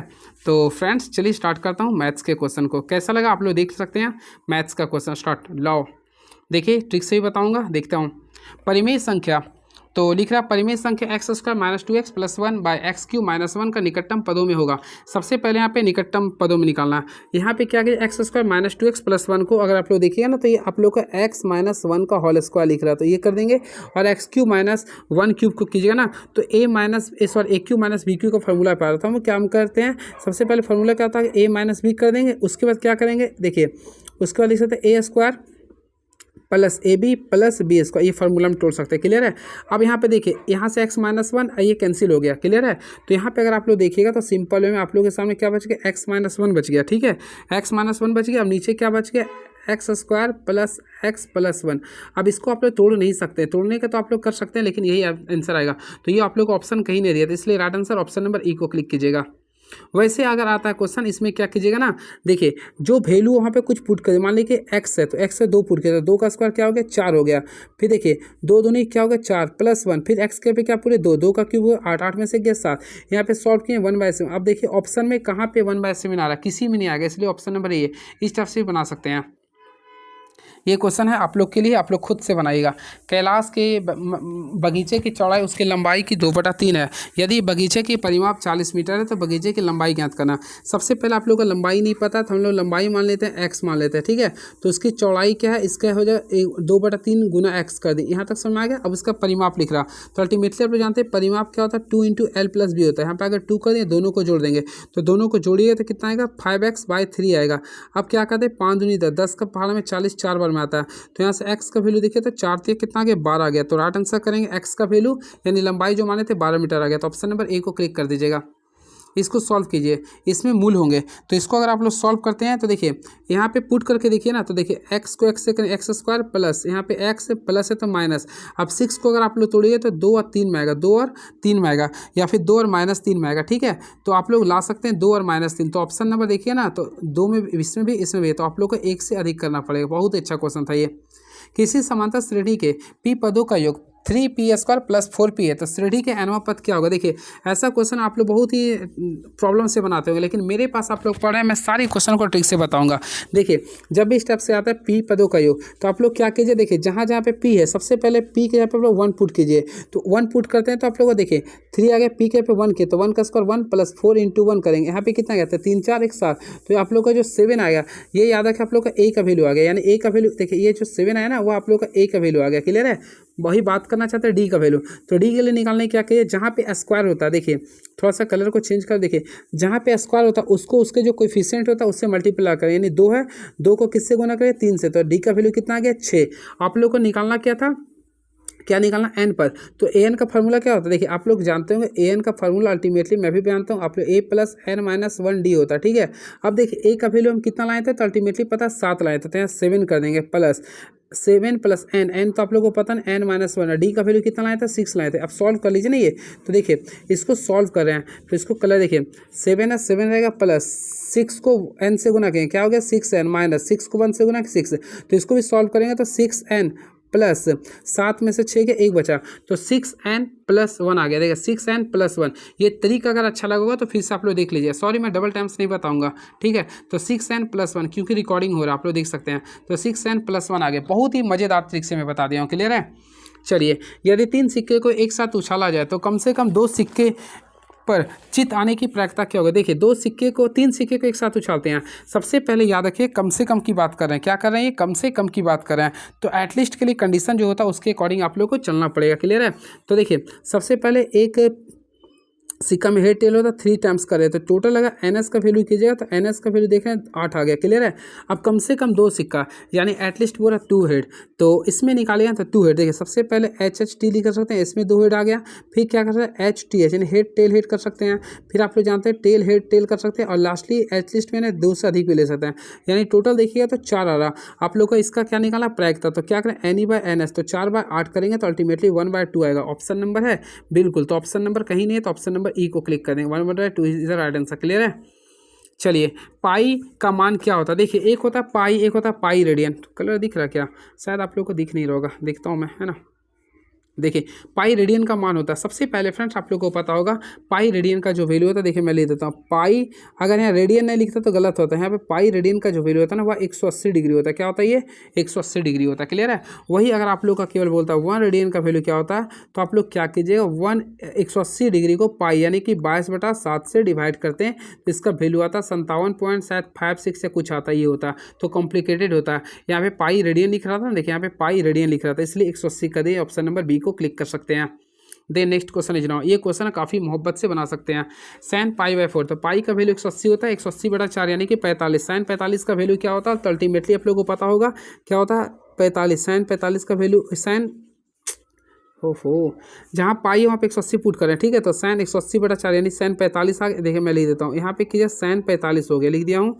उसके बाद cos पाई यानी 180 को 6 से भागा दिए तो 30 आ जाएगा, कॉस 30 आ गया। उसके बाद कॉस यहाँ पे 60 आ जाएगा, उसी प्रकार सेक यहाँ पे 45 आ जाएगा। अब इसको सॉल्व कर लीजिए ना ये, चलिए देखते हैं हो नहीं यार, तो यहाँ पे 45 आ गया। अब आप लोग सॉल्व कीजिए, देखते हैं मैं क्या बता रहा हूँ।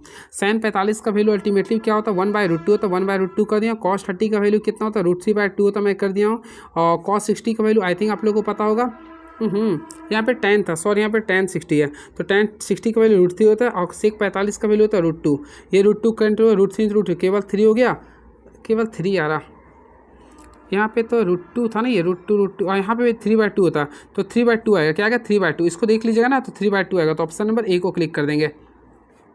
नेक्स्ट क्वेश्चन, तो मूल बिंदु से बिंदु 3 और -4 की दूरी ज्ञात करें। तो फ्रेंड्स आप लोगों को पता होगा मूल बिंदु से जब भी किसी चीज़ का दूरी निकालने बोलते हैं तो दोनों का क्या करता है स्क्वायर, तो 3 का स्क्वायर 9 हो गया, 4 का स्क्वायर 16, टोटल करेंगे तो 25 आएगा। 25 का वैल्यू क्या होता है 5 के बराबर, तो अल्टीमेटली ऑप्शन नंबर सी को मोहब्बत से क्लिक कर देंगे।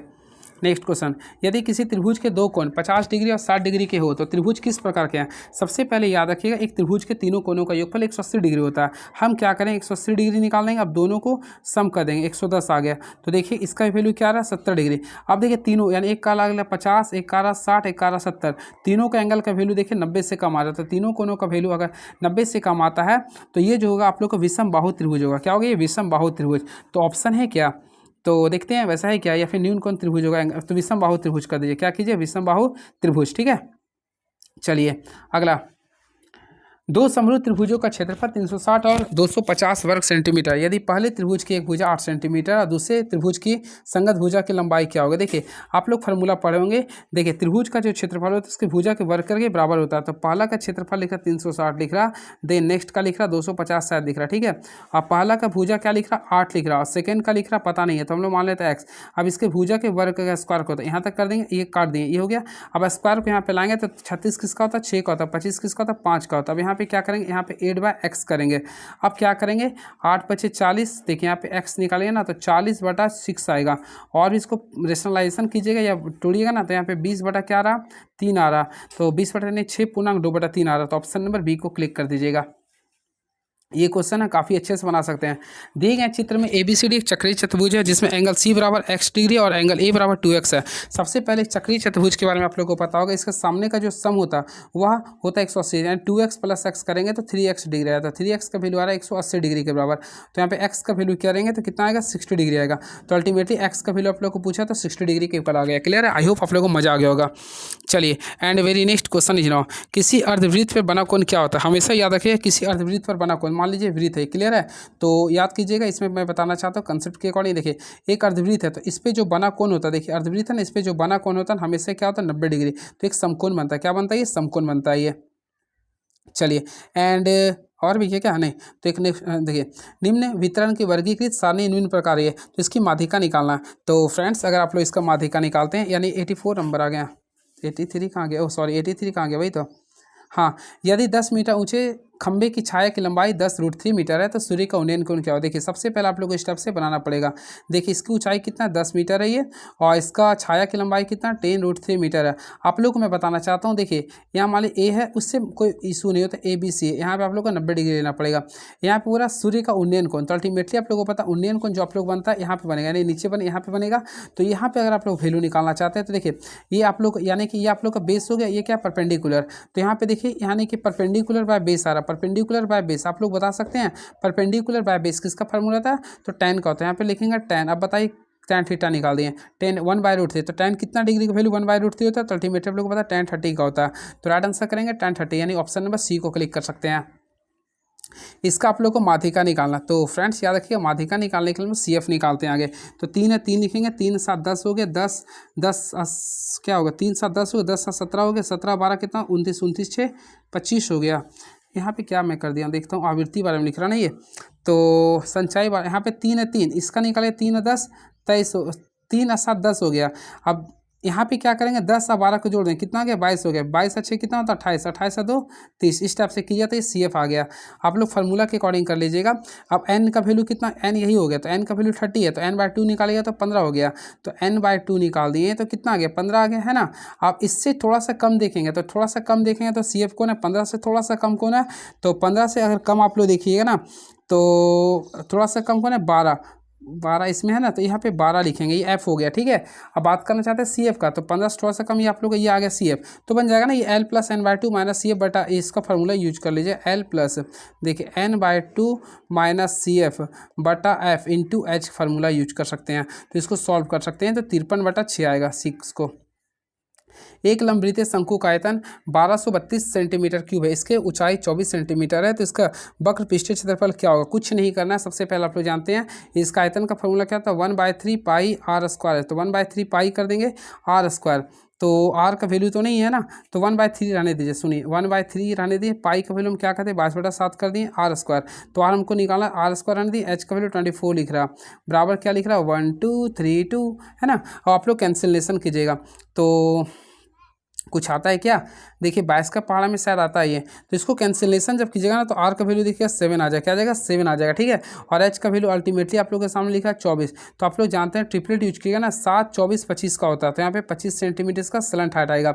अब इसका वक्र पृष्ठीय क्षेत्रफल निकालना, पाई r होता है, पाई हो गया, r का वैल्यू देखे होंगे तो कितना था, r का वैल्यू शायद 7 था और l का वैल्यू 25 था। इसको सॉल्व कर सकते हैं, 7 7 कैंसिल कर दिए, 22 को 15 से 25 से गुना करेंगे तो 550 सेंटीमीटर स्क्वायर, यानी ऑप्शन नंबर B को क्लिक कर देंगे। ये क्वेश्चन है, तो इसमें वही विधि बताना जैसे मैं बताया था। सबसे पहले मैं बताना चाहता हूँ, ये जो आप लोग को दिया इसका रेशनलाइजेशन कर लीजिएगा। देखिए इस जो है ना, आपको इसका रेशनलाइजेशन कर लीजिएगा, तो चलिए कर ही देता हूँ। तो यहाँ पे प्लस है तो क्या करेंगे माइनस, फिर यहाँ पे क्या करेंगे माइनस। ठीक है, ये सब क्लास 9th का क्वेश्चन है ये। अब यहाँ पे कीजिए तो a - b का होल स्क्वायर, यानी √3 - 1 का होल स्क्वायर कर देंगे। अब यहाँ पे a + b × a - यानी √3 का स्क्वायर केवल 1 - 1 बाई क्या करेंगे तो a + b √3 कर देंगे। आई होप पता होगा। अब यहाँ से क्या करेंगे सॉल्व करेंगे, तो √3 का स्क्वायर क्या होगा 3 - 1 का स्क्वायर 1 हो गया, माइनस क्या करेंगे 2√3 करेंगे, 3 में से 1 गया, क्या बचेगा 2 बचेगा, बराबर क्या करेंगे तो a + b √3 करेंगे। क्लियर है। अब यहाँ से हम लोग सॉल्व करेंगे, तो यहाँ से अगर आप लोग सॉल्व करते हैं तो अच्छे से बनाइएगा। तो देखिएगा थोड़ा सा एक स्टेप जंप कर रहे हैं, तो 3 और 1 4, देखिए यहाँ पे सॉल्व करें तो 3 और 1 4 - 2√3/2 कीजिएगा, बराबर क्या आएगा तो a + b का √3 लिखिएगा। तो यहाँ से काटिएगा ना 2 - √3 आएगा, तो 2 - √3 बराबर कीजिएगा तो a + b √3। तो यहाँ से देखिए a के यहाँ पे 2 आ रहा है, b के यहाँ पे क्या है -1 आ रहा है, तो a के यहाँ पे 2 और b के यहाँ पे -1, यानी ऑप्शन नंबर B को क्लिक कर दीजिएगा। ठीक है, चलिए अगला क्वेश्चन। तो अगला क्वेश्चन क्या लिख रहा है, इसमें क्या जोड़ें कि पूर्ण वर्ग बन जाए। तो सिंपल वर्ग में अर्थ है ना, तो देखिए a प्लस बी का होल स्क्वायर करना पड़ेगा। देखिए 9 तो थ्री का स्क्वायर होता है, x का ये स्क्वायर हो गया, तो ये तो a स्क्वायर हो गया, ठीक है, प्लस 2ab, तो 2 कर दिए, a के यहाँ पे कितना 3/x कर दिए, ठीक है। अब बी यहाँ पे 4y स्क्वायर लिख रहा है, यानी कि यहाँ पे आपको 2y का होल स्क्वायर लिख रहा है, ठीक है। तो यहाँ पे अगर हम लिखें क्या लिख रहा था, 2y लिख रहा था, टू बी है ना, तो हाँ 2y कर देंगे। तो यहाँ पे अब इसको सॉल्व कर लीजिए, तो कितना आ रहा, 3 दूनी 6 दूनी, यहाँ पे y कर दिए ना, हाँ, तो 3 दूनी 6 दूनी 12 आ रहा, तो 12y बटा इसको जोड़िएगा ना, तो 3 दूनी 6 दूनी 12y बाई एक्स कीजिएगा, 12y बाई एक्स कीजिएगा। ऑप्शन है क्या, बिल्कुल, तो ऑप्शन नंबर सी को क्लिक कर दीजिएगा। ये क्वेश्चन तो इजी है फ्रेंड, इसमें आप लोग क्या कीजिए, सबसे पहले रैकरिंग को सॉल्व कीजिए। तो यहाँ पे रैकरिंग को सॉल्व कर देखिए, 5/5 रहेंगे, प्लस 2 है 2, 3 में से 7 गया, तो 3 में से 7 गया तो -4 बचेगा, तो यहाँ पे -4 कर दिए, ठीक है। अब क्या करें, यहाँ पे गुना 4 कर देंगे, भागा, तो फ्रेंड्स यहाँ पे भागा आप लोग का 2 लिख रहा था, 2 लिख देंगे। अब सॉल्व कीजिए ना, 5 प्लस माइनस माइनस प्लस, तो 2 4 क्या था 6, 6 चौक कितना हो गया 24 हो गया, 24 कर देंगे, भागा क्या करेंगे यहाँ पे 2, 24 5 29 को 2 करें, तो 29/2 यानी 14 पूर्णांक 1/2 हो गया, तो ऑप्शन नंबर ए को क्लिक कर देंगे। ये क्वेश्चन तो ईजी है, देखिए एक श्रेणी में प्रथम 4 पद 4 12 36 108 है, तो छठा पद क्या हो, देखिए ए आप लोगों का कितना दे रहा है, तो ए का वैल्यू देखिए 4 आ रहा, डी के लिए डिफरेंस निकालें, तो 12 में से 4 गया, कितना बचेगा, यहाँ पे तो देखिएगा तो जीपी सीरीज बन रहा, क्योंकि आप लोग का डिवाइड इक्वल आ रहा, तो ए का वैल्यू तो अल्टीमेटली 4 हो रहा। अब देखिए आर का वैल्यू निकाल रहा, तो 4 का पढ़ा 12 3 बार, तो 12 36 36, यानी कि डी का वैल्यू देखें तो 3 आ गया, ठीक है। आर का छठा पद निकालना था, तो हम लोग क्या करेंगे, छठा पद निकालना ना, तो फ्रेंड्स हम लोग जानते हैं इसका फार्मूला क्या होता है, देखिए T6 निकालना है, आगे ए लिखेंगे आर n-1 यानी कि 5 ले देंगे, ए का वैल्यू 4 है, आर का वैल्यू 3 था। अब छठा पद निकालना यानी कि इसका 5 वाला ले देंगे। अब क्या करेंगे, 4 3 का पावर 5 बार पढ़ेंगे, तो यहाँ पे होता है 3 3 9 3 27 3 81, 81 पचे कितना होता है, तो 81 पचे 5 हो गया, 8 पचे 40 हो गया। अब सॉल्व कीजिए ना, तो 5 चौके 20, लास्ट में 20 है, किसी का क्या नहीं आ रहा ऐसा, तो n-1 छठा पद में n-1, तो शायद क्या आ रहा 3, तो 3 के पावर 5, तो 3 3 9 3 27 3 81, 81 पचे करना होगा, तो 81 पचे क्या होता है, सॉरी 3 3 9 3 27 3 81, 81 तिया करना था, सॉरी, तो 3 हो गया 8 3 24, यानी कि 243 को 4 से गुना करना पड़ेगा। देखिए फार्मूला होता ए, तो ए का पे 4 था, आर का वैल्यू 3 था, n-1 यानी 5। अब यहाँ सॉल्व कीजिए ना, तो यहाँ पे 81 को हम 3 से गुना किए हैं, तो कितना गया 3 हो गया, 8 3 24, यानी 2 4 3 आ रहा। अब 4 3 12 हो गया, 24 चौक 96, 96 97 आ रहा, यानी 972 आ रहा। ऑप्शन के अकॉर्डिंग दे रहा क्या, बिल्कुल, तो ऑप्शन नंबर बी को क्लिक कर सकते हैं। इसमें आप लोग को x के गुणांकों का योग करना है, ये सब बन जाएगा फ्रेंड, ये सब खुद से देख लीजिएगा। इसमें माध्यिका परिसर का योग निकालना है, तो देखिए माध्यिका निकालने के लिए सबसे पहले इसको असेंडिंग ऑर्डर में सजाइएगा। तो हम लोग देखते हैं सबसे छोटा कितना 2 है, तो 2 कितना बार है, तो देखिए 1 बार 2 बार 3 4 5 6 बार है टोटल, ठीक है। 3 कितना बार 1 बार 2 बार, 5 कितना बार है 2 बार 1 बार 2 बार, फिर 6 एक बार है, फिर क्या 7 2 बार है सर, ठीक है, और फिर 1 बार है। तो इसको n निकालें तो टोटल n गिने होंगे, तो देखिए कितना 1 2 3 4 5 6 7 8 9 10 11 12 13 14 है, यानी कि इसका आधा करें तो 7वां और 8वां पद का एवरेज निकालेंगे।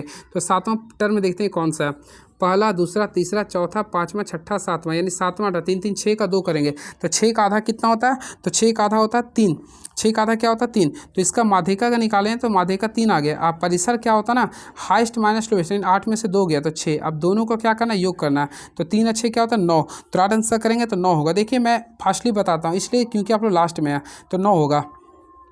इसको सॉल्व करना है, तो इसके लिए अगर आप लोग सॉल्व करते हैं ना, तो आप क्या कीजिए, देखिए 3 है 3 रहने देंगे, यहाँ पे आप लोग का x प्लस वाई है, 9 को क्या लिख सकते हैं 3 का स्क्वायर कर सकते हैं ना। अब देखिए x प्लस वाई, तो फ्रेंड्स x प्लस वाई का वैल्यू 2 आ रहा। अब देखिए ऑप्शन के अकॉर्डिंग क्या पुट कीजिएगा कि दोनों को जोड़ने पर 2 आता, तो फ्रेंड्स ऑप्शन के अकॉर्डिंग देखिएगा ना, तो देखिए ऑप्शन नंबर बी पुट कीजिएगा 3/2 प्लस 1/2, इसका भी इनका जोड़ कीजिएगा ना, तो 4/2 आएगा, यानी कि टोटल कीजिए तो 2 आएगा, तो आ गया ना ऑप्शन के अकॉर्डिंग, तो ऑप्शन नंबर बी को क्लिक कर सकते हैं। चलिए क्वेश्चन को खुद से बनाइएगा, ठीक है। एक किसान अपनी गाय और मुर्गी के सिर की गणना करने में उसकी संख्या 9 पाता है, परंतु उसकी टांग की कुल संख्या 26 है, तो बोलता है गाय की संख्या क्या होगा, तो 4 गुना घोड़ों की संख्या माइनस मुँहों की संख्या बटा 2 होता है। फार्मूला यूज कर सकते हैं, बन जाएगा, या फिर लॉन्ग विधि से बता देना चाहता हूँ जो काफ़ी ईजी हो जाएगा।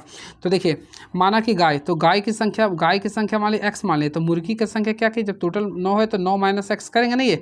अब देखिए गाय के कितना पैर होता है, 4 होता है, तो 4x कर देंगे। अब मुर्गी का कितना होता है, 2 होता है, 2 कर देंगे। यहाँ पे क्या करेंगे 9 माइनस एक्स कर देंगे। अब कुल संख्या क्या लिखा, 26 कर रहा है, ठीक है। तो यहाँ से सॉल्व किया तो x का वैल्यू 4 आ जाएगा। तो हम लोग x माने थे गाय की संख्या, तो भी वैल्यू आ गया। बहुत ही अच्छा क्वेश्चन था ये। चलिए ये क्वेश्चन है, क्या लिख रहा है, यदि एक आयत की लंबाई 1/3 और यदि एक आयत की लंबाई 1/3 गुना कम कर दी जाए और उसकी चौड़ाई 1/3 गुना बढ़ा दी जाए तो उसके क्षेत्रफल पर क्या प्रभाव पड़ेगा। कुछ नहीं प्रभाव, देखिए यहाँ पे सबसे पहले 1/3 गुना कम कर दे, यानी 3 से लेकर में 1 यानी 2 हो गया, फिर 1/3 यानी 3 से लेकर 4 बढ़ा रहे। अब बताइए क्या होगा, 3 3 9 हो गया, यहाँ पे 8 हो गया। ये मूल था, ये अभी हो गया, तो यानी कितना कम गया, 1/9, यानी 1/9 कम गया। तो ऑप्शन है क्या, तो ऑप्शन नंबर बी को क्लिक कर देंगे। अगला क्वेश्चन, तो देखते हैं नेक्स्ट क्वेश्चन क्या लिख रहा है ये। नेक्स्ट क्वेश्चन क्या लिख रहा है, कार्तीय निर्देशांक में x का समीकरण क्या होता है। हमेशा याद रखें कार्टेशियन कोऑर्डिनेट अगर आप लोग निकालते हैं तो बहुत ही इजी से बना सकते हैं आप लोग, कुछ नहीं करना है। देखिए इस टाइप से आप लोग बनाए होंगे, तो देखिए ये आप लोग का x होता है, ये क्या होता है x डैश होता है। यहाँ पे आप लोग y करेंगे तो यहाँ पे क्या होगा y डैश होता है, ठीक है। तो याद रखें कार्टेशियन में x का जो वैल्यू होता है ना वो y इक्वल टू क्या होता है 0 होता है, y इक्वल टू 0। तो ऑप्शन इक्वल टू बीच को क्लिक कर सकते हैं, ठीक है। चलिए ये क्वेश्चन इजी है। यदि किसी संख्या का 1/4 हिस्सा उसके बाद वाली संख्या के 5वें भाग के से 2 अधिक है तो समीकरण बताएं। देखिए सबसे पहले किसी संख्या का 1/4 उसके 5वें भाग से 2 अधिक है, तो 2 अधिक ये बना दीजिए ना। तो यहाँ पे 5वें भाग से 2 अधिक है, तो यहाँ 2 तो अधिक हो गया, बाद वाली संख्या यानी +1 का। तो ऑप्शन नंबर बी को क्लिक कर सकते हैं। हाँ बी नहीं ए होगा इसमें, फिर ए ऑप्शन में, हाँ तो ए को क्लिक कर दीजिएगा। ये भी जी क्वेश्चन है ये। तो देखिए 6 सेंटीमीटर 8 सेंटीमीटर 10 सेंटीमीटर रिजाव वाले सोने के 3 ठोस गोलाकार मानकों को पिघलाकर एक गोलाकार मानक बनाया जाता है। इस प्रकार निर्मित बड़े मानक की त्रिज्या ज्ञात करें। इसमें आप लोगों को क्या करना, कुछ नहीं करना। देखिए आप लोगों को पता है गोलाकार का आयतन निकालिए, तो क्या होता है 4/3 पाई आर क्यूब। तो यहाँ 4/3 करेंगे पाई आर क्यूब, तो बड़ा का पता नहीं तो आर क्यूब कर देंगे। अब अगला करेंगे तो 4/3 कर देंगे, पाई कॉमन ले लेंगे, आर क्यूब।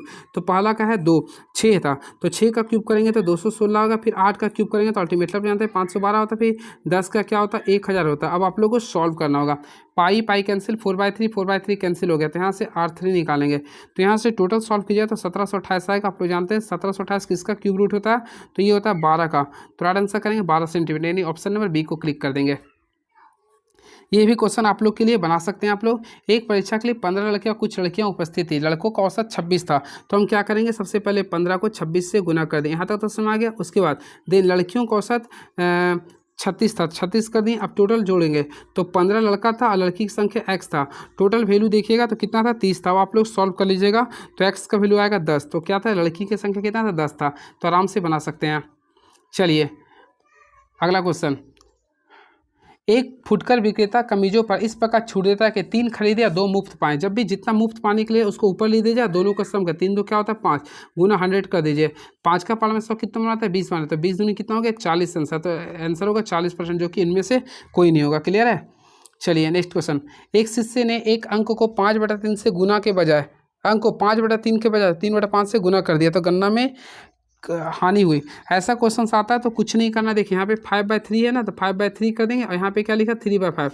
दोनों को एलसीएम लेंगे 3 और 5 का, तो 15 आ गया। यहाँ भी क्या लिखेंगे 15। अब सॉल्व करेंगे ना, 3 का पड़ा 15, 5 5 25 आ गया। यहाँ पे 9 आ रहा, दोनों का डिफरेंस लेंगे तो 25 में से 9 गया, क्या बचा 16। यहाँ का इसका बेसिक प्राइस कितना था, तो अल्टीमेटली देख रहे हैं 25 था, गुना क्या करेंगे 100। तो 25 चौक 100, 16 चौक कितना 64। तो राइट आंसर 64 हो गया, जो कि ऑप्शन में नहीं दिया, तो इसका राइट आंसर होगा 64%। क्लियर है। चलिए नेक्स्ट क्वेश्चन, एक धनराशि पर 16% का वार्षिक चक्रवृद्धि ब्याज दर पर 2 वर्षों में प्राप्त मिश्र धन 3364 रुपये है। तो धनराशि ज्ञात करें। कुछ नहीं करना फ्रेंड, इसको आराम से आप लोग बना सकते हैं। क्लियर है। तो अगर बनाते हैं तो देखिए 16% है, तो हम लोग 16% को तोड़ते हैं, 16/100 करेंगे तो यहाँ पे 4/25 कीजिएगा, 4/25 कीजिएगा तो बेसिक प्राइस 25 है। 25 में 4 को ऐड करेंगे 29 आएगा। 2 वर्ष के लिए था तो यहाँ पे 25 से क्या करेंगे 29 करेंगे। 25 का स्क्वायर क्या होता है, अल्टीमेटली पढ़ेंगे 625 होता है, और 29 का क्या होता है 841 होता है। क्लियर है। अब देखेंगे यहाँ पे मिश्र धन यानी 841 को आप कितना से गुना कीजिएगा कि 3364 आएगा। तो आई थिंक हमें लगता है 4 से गुना करके देखिए ना, हाँ 4 से गुना कर दीजिए। ठीक है। तो हम लोग क्या करेंगे, इसका धनराशि निकालना था, तो 625 को भी हम लोग क्या करेंगे 4 से गुना कर देंगे। तो 5 चौक 20 हो गया, 4 दूनी 8 है तो 10 हो गया, 6 चौक 24 और 25 यानी 2500 आंसर होगा। तो ऑप्शन है क्या, बिल्कुल ऑप्शन नंबर ए को मोहब्बत से क्लिक कर सकते हैं। 7 वस्तुओं का क्रय मूल्य 40 वस्तुओं के विक्रय मूल्य के बराबर है, तो लाभ परसेंट ज्ञात करें। कुछ नहीं करना है, कुछ नहीं करना है, बस देखिए कुछ नहीं करना। देखिए 70 CP बराबर क्या लिखेंगे, 40 SP लिख देंगे, ठीक है। और हम लोग क्या करेंगे, यहाँ पे CP बाय SP का वैल्यू निकालें, CP बाय SP का। तो यहाँ पे देखिए CP का वैल्यू 70 और SP का वैल्यू 40, यहाँ आ गया। 40 में खरीदे, 70 में बेच दिए, तो लाभ कितना होगा 30। किसके रिस्पेक्ट में, 40 के रिस्पेक्ट में। गुना क्या करेंगे 100, तो यहाँ से 0 0 कट गया। 4 का पारा में 300 कितना बनता है, 75 बनता है। तो इसका राइट आंसर आएगा 75% आएगा। कितना आएगा 75%। तो ऑप्शन के अकॉर्डिंग ऑप्शन नंबर ए को क्लिक कर दीजिए। चलिए नेक्स्ट क्वेश्चन, हरियाणा ALM का आ गया ना। राकेश मुकेश से 4/3 गुना तेज दौड़ता है। एक दौड़ में यदि मुकेश राकेश, इसको थोड़ा देख लीजिएगा, ठीक है, ये थोड़ा सा कंफ्यूज होता बताने में मुझे। देखिए वैसे राकेश की, देखिए राकेश है, ये मुकेश है, तो राकेश की चाल मुकेश की चाल से 4/3 है, तो यानी 4 है तो ये क्या होगा 3 होगा। अब बोला ना यदि दौड़ में राकेश मुकेश से 60 मीटर अधिक है, तो यानी राकेश मुकेश से दोनों का डिफरेंस 1 है, एक का वैल्यू कितना लिखा 60, तो प्रारंभिक बिंदु से वह दूरी क्या होगी, तो प्रारंभिक बिंदु का वैल्यू कितना था 4 था, इसको 4 से गुना 240 है क्या, मैं तुक्का बताया हूँ 240 है बिल्कुल। तो ऑप्शन नंबर सी को क्लिक कर दीजिए। देखिए मैथ बन जाता है ऐसे, ये तो क्वेश्चन बन जाएगा ना। कमल 11,180 रुपये में 80 वस्तुएं खरीदता, उन्हें 6 वस्तुओं के विक्रय मूल्य के बराबर हानि पर बेचता है, तो एक वस्तु का विक्रय मूल्य क्या होगा, कुछ नहीं करना फ्रेंड, कुछ नहीं करना। जब भी स्टेप्स का क्वेश्चन आता है ना, तो आप लोगों को क्या करना है, देखिए यहाँ पे 6 था या 80 था, जो था ये दोनों खरीदा और लॉस, जितना हानि बेचता है बराबर बेचेगा ना, तो दोनों को ऐड कर दीजिए, दोनों वस्तु वालों को।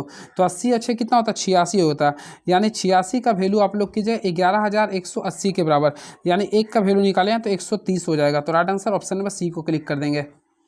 ये तो इजी क्वेश्चन, इसको बताने के बराबर नहीं है। देखिए किसी सप्ताह में औसत लिख रहा 180 है, यानी एक सप्ताह का औसत के 180, तो 180 को क्या करेंगे 7 से गुना कर देंगे, जो आएगा वैल्यू वो अलग हो गया, ठीक है। अब क्या बोल रहा 115, 212, 170 इतना इतना लिख रहा, तो रविवार का क्या होगा, तो टोटल यानी 180 को 7 से गुना किए हैं, तो टोटल आएगा आई थिंक आप लोग की 0 0 8 7 56 7 5 12, यानी कि 1200 कितना आ गया 60 आ गया।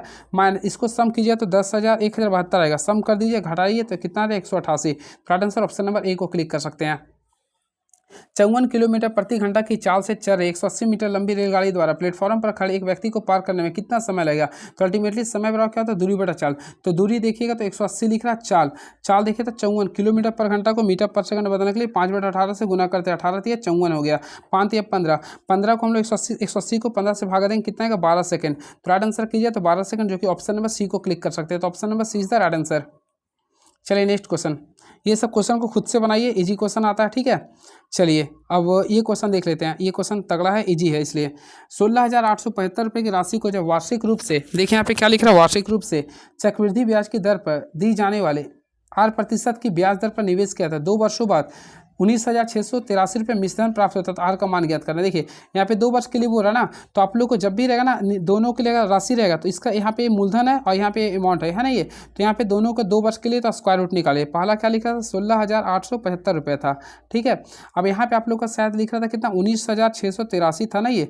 अब देखिए इसका अगर तोड़िएगा ना, तो इसको कैंसिलेशन कीजिएगा 5 से ना, तो ये आप लोग आएगा 625 बार में, कितना आएगा 625 आएगा। और भाई इसको कीजिए तो 729 आएगा, तो 625 किसका होता है 25 का होता है, 729 किसका होता है 27 का। आप खुद से बताइए आप लोग फ्रेंड्स, यहाँ पे 25 का टूट गया था, यहाँ पे किसका टूट गया था 27 का। तो यहाँ पे देखिए 2 वर्ष के रूप में आया तो 2 कर दिया, इसका बेसिक प्राइस कितना था 25 था, गुना क्या करेंगे 100, तो यहाँ 25 का पढ़ना 100 4 बने, तो 2 चौक कितना होता है 8%। तो राइट आंसर करेंगे तो 8, तो ऑप्शन नंबर बी को मोहब्बत से क्लिक कर सकते हैं, ठीक है। चलिए नेक्स्ट क्वेश्चन देखिए, बना हुआ था ए एक कार्य को 12 दिन में कर सकता है, बी उसी कार्य को 30 दिनों में कर सकता है, वे बारी बारी से एक एक दिन कार्य छोड़कर करते हैं, तो एक कार्य शुरू करते हैं तो कार्य कितने दिनों में पूरा होगा। देखिए सबसे पहले ए किसी कार्य को टोटल 12 दिन में करते हैं, वही बात करना चाहते हैं बी के बारे में, बी किसी कार्य को 30 दिन में करते हैं, ठीक है। अब टोटल कार्य देखिए तो टोटल कार्य 60 हो रहा। अब ए का एफिशिएंसी देखें तो 5 आ रहा, बी का एफिशिएंसी 2 आ रहा, ठीक है। अब क्या बोल रहा है ना, बारी बारी से एक एक दिन कार्य छोड़ के करते हैं, तो एक एक दिन कार्य छोड़ के कर रहा है ना, तो बारी बारी से ना, तो पहला दिन कार्य कौन करेगा ए, अब बी दूसरा दिन करेगा बी, तो यानी कि 2 दिन में अगर देखा है तो टोटल काम कितना हो रहा है 7 हो रहा है, 2 दिन में कितना कार्य हो रहा है 7 हो रहा। हमें टोटल कार्य कितना लाना है 60 लाना है, तो 7 को सबसे पहले 8 से अगर हम लोग गुना करेंगे ना, तो अगर 8 से यहाँ गुना करें तो यहाँ भी, यानी कि टोटल देखिए 16 दिन में टोटल कितना काम हो गया 56 हो गया, हमें लाना कितना 60, तो 16 दिन में 56 काम हो गया, ठीक है। हम लोग का कितना काम बच गया 4 दिन, तो अगला दिन अगर आता तो ए करता तो ए से 4 ही काम कराएंगे, तो 16 तो काम कर दिया, दिया। अब ए अगर आएगा तो इससे 4 काम कराएंगे, क्योंकि 4 बच रहा। इसका एफिशिएंसी कितना है 5 दिन का, तो हम क्या करेंगे 4/5 करेंगे, यानी 16.4/5 आंसर होगा, जो कि ऑप्शन नंबर जाते हैं तो सी में क्लिक कर सकते हैं। देखिए बहुत ही अच्छा तरीका से मैं आप लोगों को बताने का प्रयास कर रहा हूँ, क्लियर है। तो सी को क्लिक कर सकते हैं। देखिए शीर्ष -2 -3 2 5 4 7 -6 और 5 -5 4 से बने चतुर्भुज का क्षेत्रफल की गणना करें। देखिए जब भी इस टाइप्स का क्वेश्चन आता है, यानी कि आप लोगों को चतुर्भुज के क्षेत्रफल की गणना करना है, आप लोगों को एक रूल को अपनाना पड़ेगा। मैं आप लोगों को इसका ट्रिक बता देता हूँ, जो आप लोगों के लिए काफ़ी ऊर्जावान बनाएगा। सबसे पहले यहाँ पे चतुर्भुज का क्षेत्रफल बोला ना, इसके लिए फार्मूला होता है, शायद आप लोग पढ़े भी होंगे शायद। देखिए मैं ट्रिक हाफ कर दीजिएगा, ठीक है। आप लोग क्या कीजिएगा ना, देखिए तो यहाँ पे क्या कीजिए, देखिए यहाँ पे इसको, यहाँ पे तरीका होता है इसका।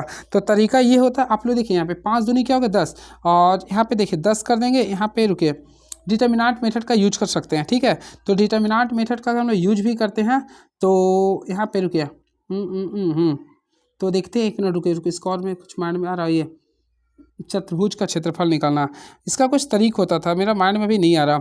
वैसे अगर इसका देखा जाए ना, तो वैसे कुछ तरीका था, मेरा माइंड में नहीं आ रहा। इसका A2 - A1 फिर B2 - B1 करके कुछ एक तरीका होता था। देखिए हाफ लिखते थे, देखिए A2 - A1 bye B2 - B1 करते थे। रुकिए देखते हैं। देखिए इसका फार्मूला होता है, शायद अगर आ गया दिमाग में तो मैं लिख दूंगा। देखिए मैं बहुत पहले पढ़ा था ना, A2 - A1। तो एक काम करते हैं ना, A2 - A1 फिर लिखते, रुकिए यानी कि माइनस, रुकिए यहाँ पे अगर यहाँ पे माइनस कीजिए तो A2 - A1, यानी 5 में से -3 गया, तो यहाँ पे तो नहीं आ रहा ना स्टेप। रुकिए B2 - B1, थोड़ा सा ध्यान रखिएगा, थोड़ा सा -5, यानी 5 में से ये 5 गया, तो 5 5 10 हो गए। यहाँ पे 10 लिख देंगे।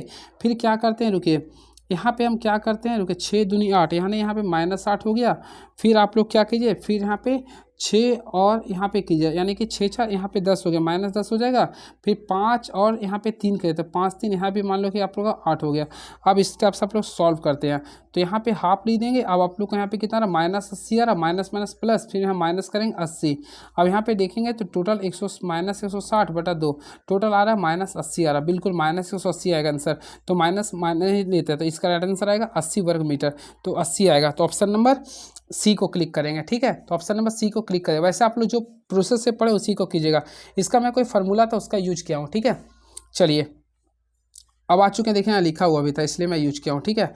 चलिए नेक्स्ट क्वेश्चन देखिए, ग्लोबल वार्मिंग के कारण निम्नलिखित में से कौन सा परिमाण होता है। तो अल्टीमेटली फ्रेंड्स सबसे पहले मैं आप लोगों को बताना चाहता हूँ ग्लोबल वार्मिंग के कारण। देखिए ग्लोबल वार्मिंग के कारण कौन सा परिणाम होता है, तो देखिए इसके बारे में आप लोगों को जो बताना चाहता हूँ। देखिए सबसे पहले क्या लिख रहा, स्थिर तापमान बनाए रखना, तो ये तो होता नहीं है। वर्षा में परिवर्तन होता है, बिल्कुल, तो वर्षा में परिवर्तन होता है, तो ऑप्शन नंबर बी को क्लिक करेंगे, ठीक है। चलिए, और ग्लोबल वार्मिंग में आमतौर पे कौन सा गैस होता है, सबसे पहले CO2 होते हैं, फिर CFC होते हैं, फिर अन्य और भी बहुत सारे गैस होते हैं, ठीक है। चलिए टाइम कितना हो रहा, देखिए 12:43 हो रहा। आज तारीख कितना है याद रखिएगा, आज शायद 5 तारीख है ना। देखिए सारी चीज़ को मैं बता रहा हूँ। नेक्स्ट क्वेश्चन, स्वयंपोषी जीवाणु जो कीमोसिंथेसिस के माध्यम से भोजन का उत्पादन करते हैं, समुद्री जल पर किन मापों पर पाए जाते हैं। तो फ्रेंड्स इसका राइट आंसर होगा कोल्ड शिप्स में पाए जाते हैं, कोल्ड शिप्स में पाए जाते हैं, ठीक है। चलिए, जब समय t=0 है तो उत्प्रेरक की गतिविधि क्या होगा। हमेशा याद रखें, जब भी समय t=0 होता है तो कैटलिस्ट होता है, यानी उत्प्रेरक की जो गति होता है ना वह 1 हो जाती है। क्या होता है, 1 हो जाता है। तो ऑप्शन नंबर ए को क्लिक करेंगे, ठीक है। इस चीज़ को आप लोग को आई थिंक आप लोग पढ़े होंगे। वैसे आप लोगों में बताना चलिए अभी इतना चलिए, संक्षारक में क्षय परिणाम स्वरूप धातुएं निम्नलिखित में किसमें परिवर्तित नहीं होती है। यहाँ पे बोला किसमें परिवर्तित नहीं होती है, यहाँ पे लिख रहा फॉस्फाइड, फिर लिख रहा हाइड्रोक्साइड, पेरोक्साइड, तो इसमें से एक से अधिक, यानी किसी में परिवर्तित नहीं होती है, ठीक है। क्योंकि याद होगा आप लोग को, ये जो परिवर्तित होता है वह ऑक्साइड में परिवर्तित होता है। किस में होता है, ये ऑक्साइड में, जो कि ऑप्शन में नहीं दिया है। क्लियर है। चलिए नेक्स्ट क्वेश्चन देखिए, यौगिक बनाने के लिए तत्वों के संयोजन को नियंत्रित करने के लिए कितने बुनियादी नियमों की आवश्यकता होती है। तो देखिए टोटल यौगिक बनाने के लिए ना सबसे पहले 5 बुनियादी नियमों की आवश्यकता होता है। पहला होता है द्रव्यमान संरक्षण का नियम, फिर होता है निश्चित अनुपात का नियम, फिर होता है एकाधिकार अनुपात नियम, फिर गेल लुकास नियम होता है, एक अवोगाद्रो, यानी टोटल 5 होता है। तो ऑप्शन नंबर बी को क्लिक कर देंगे। क्लियर है। आप लोग को मैं बताना चाहता हूँ, द्रव्यमान संरक्षण का नियम जो दिया था ना वह रसायन शास्त्री एंटोनियो लुइजियर ने दिया था, वही आप लोग को बताना चाहता हूँ। और जोएल प्रश्न ने आप लोग को दिया था ये निश्चित अनुपात का नियम। ये सब सारे बहुत सारी चीज़ आते हैं। चले, किसी दिए गए तत्व के सभी परमाणुओं के में समान सहित समान गुणधर्म होते हैं। तो याद है किसी भी तत्वों में क्या समान होते हैं, तो परमाणु की संख्या में समान गुण और परमाणु संख्या समान होती है। तो ऑप्शन नंबर ए को क्लिक करेंगे, याद रखिएगा, ठीक है। जैसे मान लीजिए कोई परमाणु तत्व लिखे जेड, तो 12 से मैग्नीशियम होता है, तो इसका जेड का वैल्यू कितना होगा, 12 होगा, ठीक है। तो इसका परमाणु संख्या और इलेक्ट्रॉन की संख्या, प्रोटॉन की संख्या सब क्या होगा, 12 ही होगा। क्लियर है। चलिए, यदि किसी एक कण में मौजूद तत्वों में परमाणु द्रव्यमान का योग क्या कहलाता है। हमेशा याद रखिए, आणविक द्रव्यमान में एक अणु में मौजूद तत्वों के परमाणु द्रव्यमान का योग होता है, उसको आणविक द्रव्यमान कहते हैं। क्या बोलते हैं, आणविक द्रव्यमान। तो ऑप्शन नंबर सी को क्लिक करेंगे, आणविक द्रव्यमान बोलते हैं। जब 8 ग्राम हाइड्रोजन को 32 ग्राम ऑक्सीजन के साथ अभिक्रिया कराई जाती है तो पानी की मात्रा क्या होगी। थोड़ा सा इसके लिए आप लोगों को मैं बताना चाहता हूँ, देखिए H2 + O2 करना, यानी H2 + O2 अगर आप लोग करते हैं ना, तो ये आप लोग का H2O बनता है। इसको बैलेंस करने के लिए यहाँ पे 2 लगा दी, यहाँ पे भी क्या करें, 2। अगर आप लोग इसको बैलेंस करते हैं तो आप लोग यहाँ पे देखिए, यहाँ पे 2 तो कर दें, इसका भी यहाँ पे 2 कर दें, प्लस ऑक्सीजन का क्या लिख रहा है, 2, और इसका होता कितना, 16। अब यहाँ पे लिखना पड़ेगा, यहाँ पे टोटल निकालिएगा, ठीक है। तो 16 दूनी 32 और 4 कितना रहा, 36 आ रहा।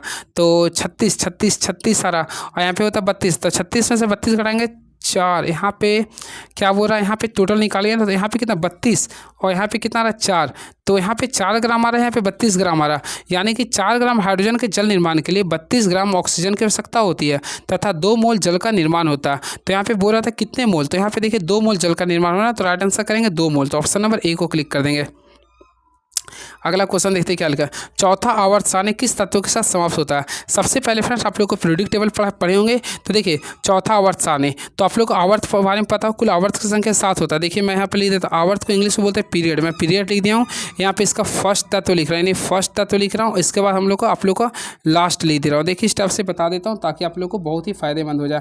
तो देखिए सबसे पहले पीरियोडिक टेबल, यानी आवर्त की संख्या 7 होता है, 1 लिख दिया हूँ, 2 लिख दिया हूँ, यहाँ पे 3, यहाँ पे 4, देन 5, यहाँ पे 6 करेंगे, यहाँ पे 7। तो पहला में जो तत्व होता है आप लोगों को पहले ही पढ़ेंगे, हाइड्रोजन होता है। सेकेंड में हीलियम होता है, हेलिना यानी सोडियम होगा, हेलिना करो यानी फिर रुबिडियम होते हैं, फिर सीजियम होते हैं, फिर उसके बाद होते हैं फ्रेंसियम होते हैं, ना, सीजियम का फ्रेंसियम होते हैं 7वां में, ठीक है। और लास्ट वाला हम बात करते हैं हीलियम। सबसे पहले हीलियम आते हैं, फिर उसके बाद नियोन आते हैं, देन आर्गन लिख सकते हैं हम। उसके बाद आप लोग जानते हैं क्रिप्टॉन होता है, Kr होता है ना, हाँ Kr होता है, फिर जीनॉन होता है, रेडॉन होता है, ओजमियम होता है, ये सारे होते हैं। तो बोला चौथे आवर्त में किस तत्व के साथ समाप्त होती है। तो चौथे आवर्त देखिए पहला, दूसरा, तीसरा, चौथा। तो चौथा में देखिए सबसे पहले पोटेशियम से प्रारंभ होता है और क्रिप्टॉन से समाप्त होता है। तो राइट आंसर होगा क्रिप्टॉन, जो कि ऑप्शन में नहीं दिया। तो ऑप्शन के अकॉर्डिंग चलेंगे ना, तो क्रिप्टॉन लिखना चाहता है, यानी Kr। क्या लिखेंगे, Kr।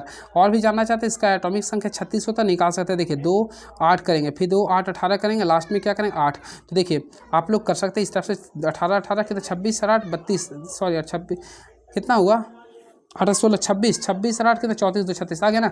तो क्रिप्टॉन पे ये समाप्त होगा। क्लियर है, बहुत ही अच्छा क्वेश्चन था ये।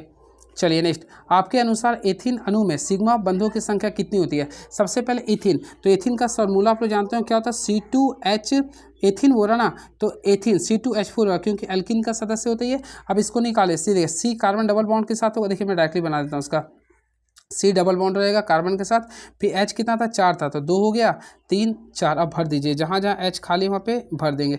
अब देखिए आप लोगों को सिग्मा पाई बॉन्ड बता रहा हूँ, जहाँ पे फ्रेंड डबल बॉन्ड होता है वहाँ पे पाई बॉन्ड रहते हैं। तो यहाँ पे एक पाई बॉन्ड हो गया, वहीं पे एक सिग्मा बॉन्ड होता है, जहाँ पे सिंगल बॉन्ड वहाँ पे सिग्मा बॉन्ड चल जाता है।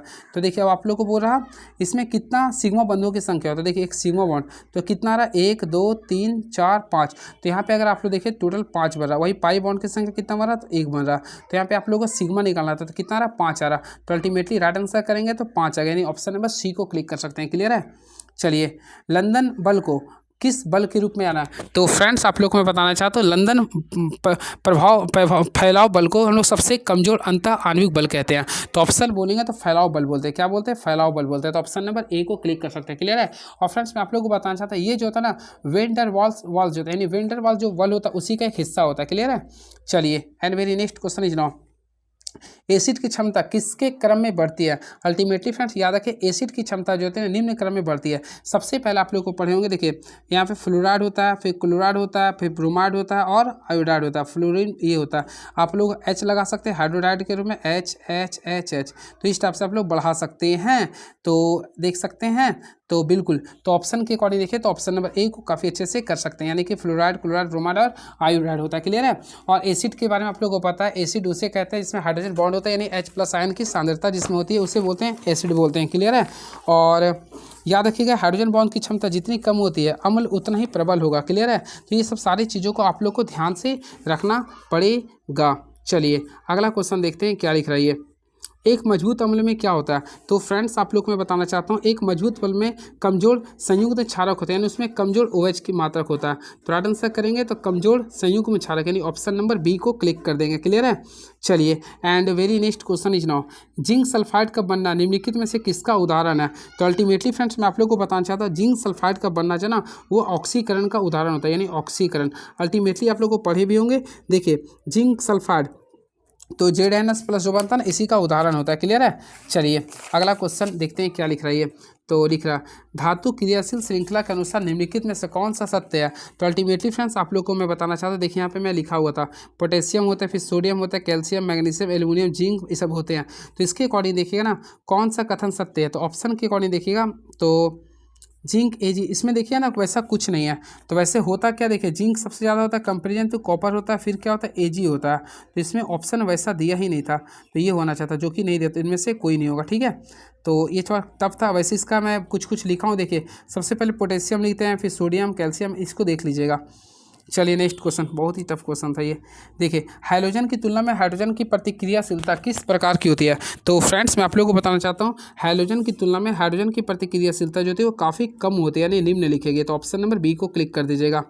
चलिए नेक्स्ट क्वेश्चन, कौन सा मृदा प्रदूषण बैक्टीरिया में कमी के लिए जिम्मेदार होता है? तो याद रखिए बैक्टीरिया में कमी के जो जिम्मेदार होता है ना वह कांच होता है। क्या होता है? कांच। यानी कि ऑप्शन तो नहीं लिख रहा, तो यहाँ पे मिट्टी उपयोग में से कोई नहीं कीजिएगा। ठीक है।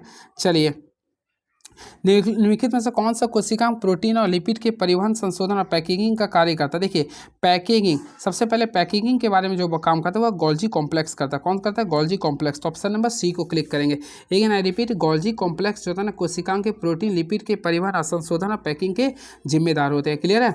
चलिए बाकी बातें करना चाहते हैं माइटोकॉन्ड्रिया। तो माइटोकॉन्ड्रिया में डबल सेल होते हैं, इसे हम लोग पावर सेल बोलते हैं। इसी में आप लोग को ATP होता है जिसे करेंसी ऑफ सेल बोलते हैं। क्लियर है। और एंडोप्लाज्मिक रेटिकुलम बारे में जानते होंगे, एक होता है एंडोप्लाज्मिक, एक होता है स्मूथ पैक। तो ये दो प्रकार के होते हैं, एक होता है RER यानी कि एक होता है रफ एंडोप्लाज्मिक रेटिकुलम होता है, एक होता है S यानी स्मूथ एंडोप्लाज्मिक रेटिकुलम।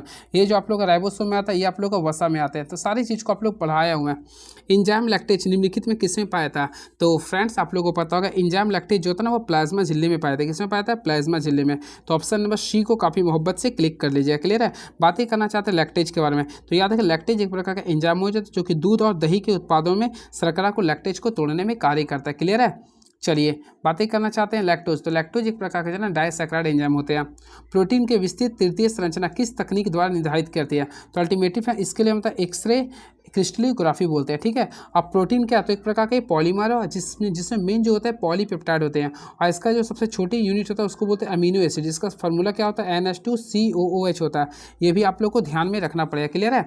याद रखिएगा केवल 20 प्रकार के अमीनो एसिड हमारे बॉडी में पाए जाते हैं, जिसमें कि चलिए भी ज़्यादा नहीं। देखिए नेक्स्ट क्वेश्चन, कौन सा अनुवांशिक रोग झिल्ली प्रोटीन में उत्प्रेरित करता है? तो अल्टीमेटली ऑप्शन के अकॉर्डिंग देखिएगा ना तो हीमोलैटिक एनीमिया, ये जो होता है ना प्रोटीन में उत्प्रेरक के कारण बनता है। क्लियर है। तो याद है कि हीमोलैटिक एनीमिया एक प्रकार का विकार है जो RBC बनने की तुलना में तेज़ी से नष्ट हो जाती है। क्लियर है। चलिए बाकी नेक्स्ट क्वेश्चन देखते हैं क्या लिख रही है। इसको पहचानना है। तो अल्टीमेटली अगर आप लोग इसको देखेंगे तो इसको हम लोग क्या बोलते हैं? देखिए 133 का बोला नहीं है, तो ये आप लोग का थाइलैकोइड्स और ल्यूमेन है। चलिए नेक्स्ट क्वेश्चन, बस कुछ क्वेश्चन है। 133 के बाद 134 आना चाहिए ना। हाँ देखता हूँ।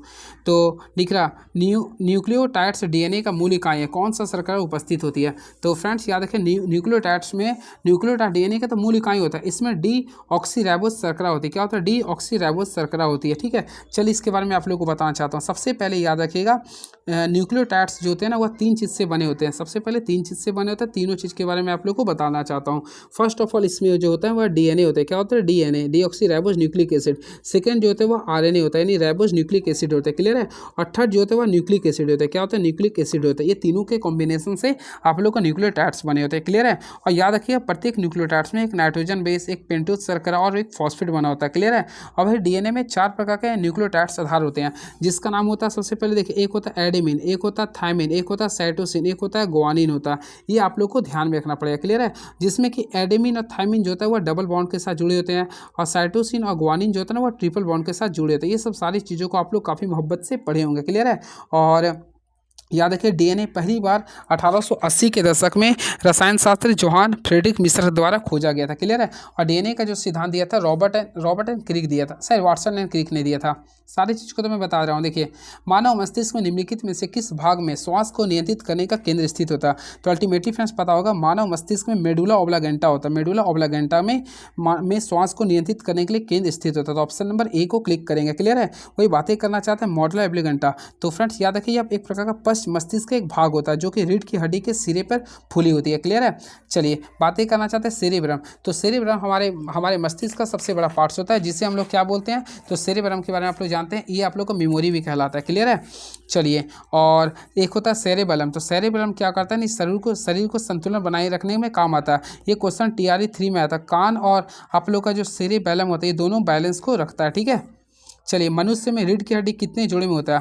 तो अल्टीमेटली फ्रेंड्स आप लोगों को पता होगा मनुष्य के शरीर में रीढ़ की हड्डी के जो जोड़ी होते हैं वह 31 होता है। कितना होता है ये? 31 होता है। ऑप्शन में क्या होता है, यानी ऑप्शन नंबर बी को करेंगे।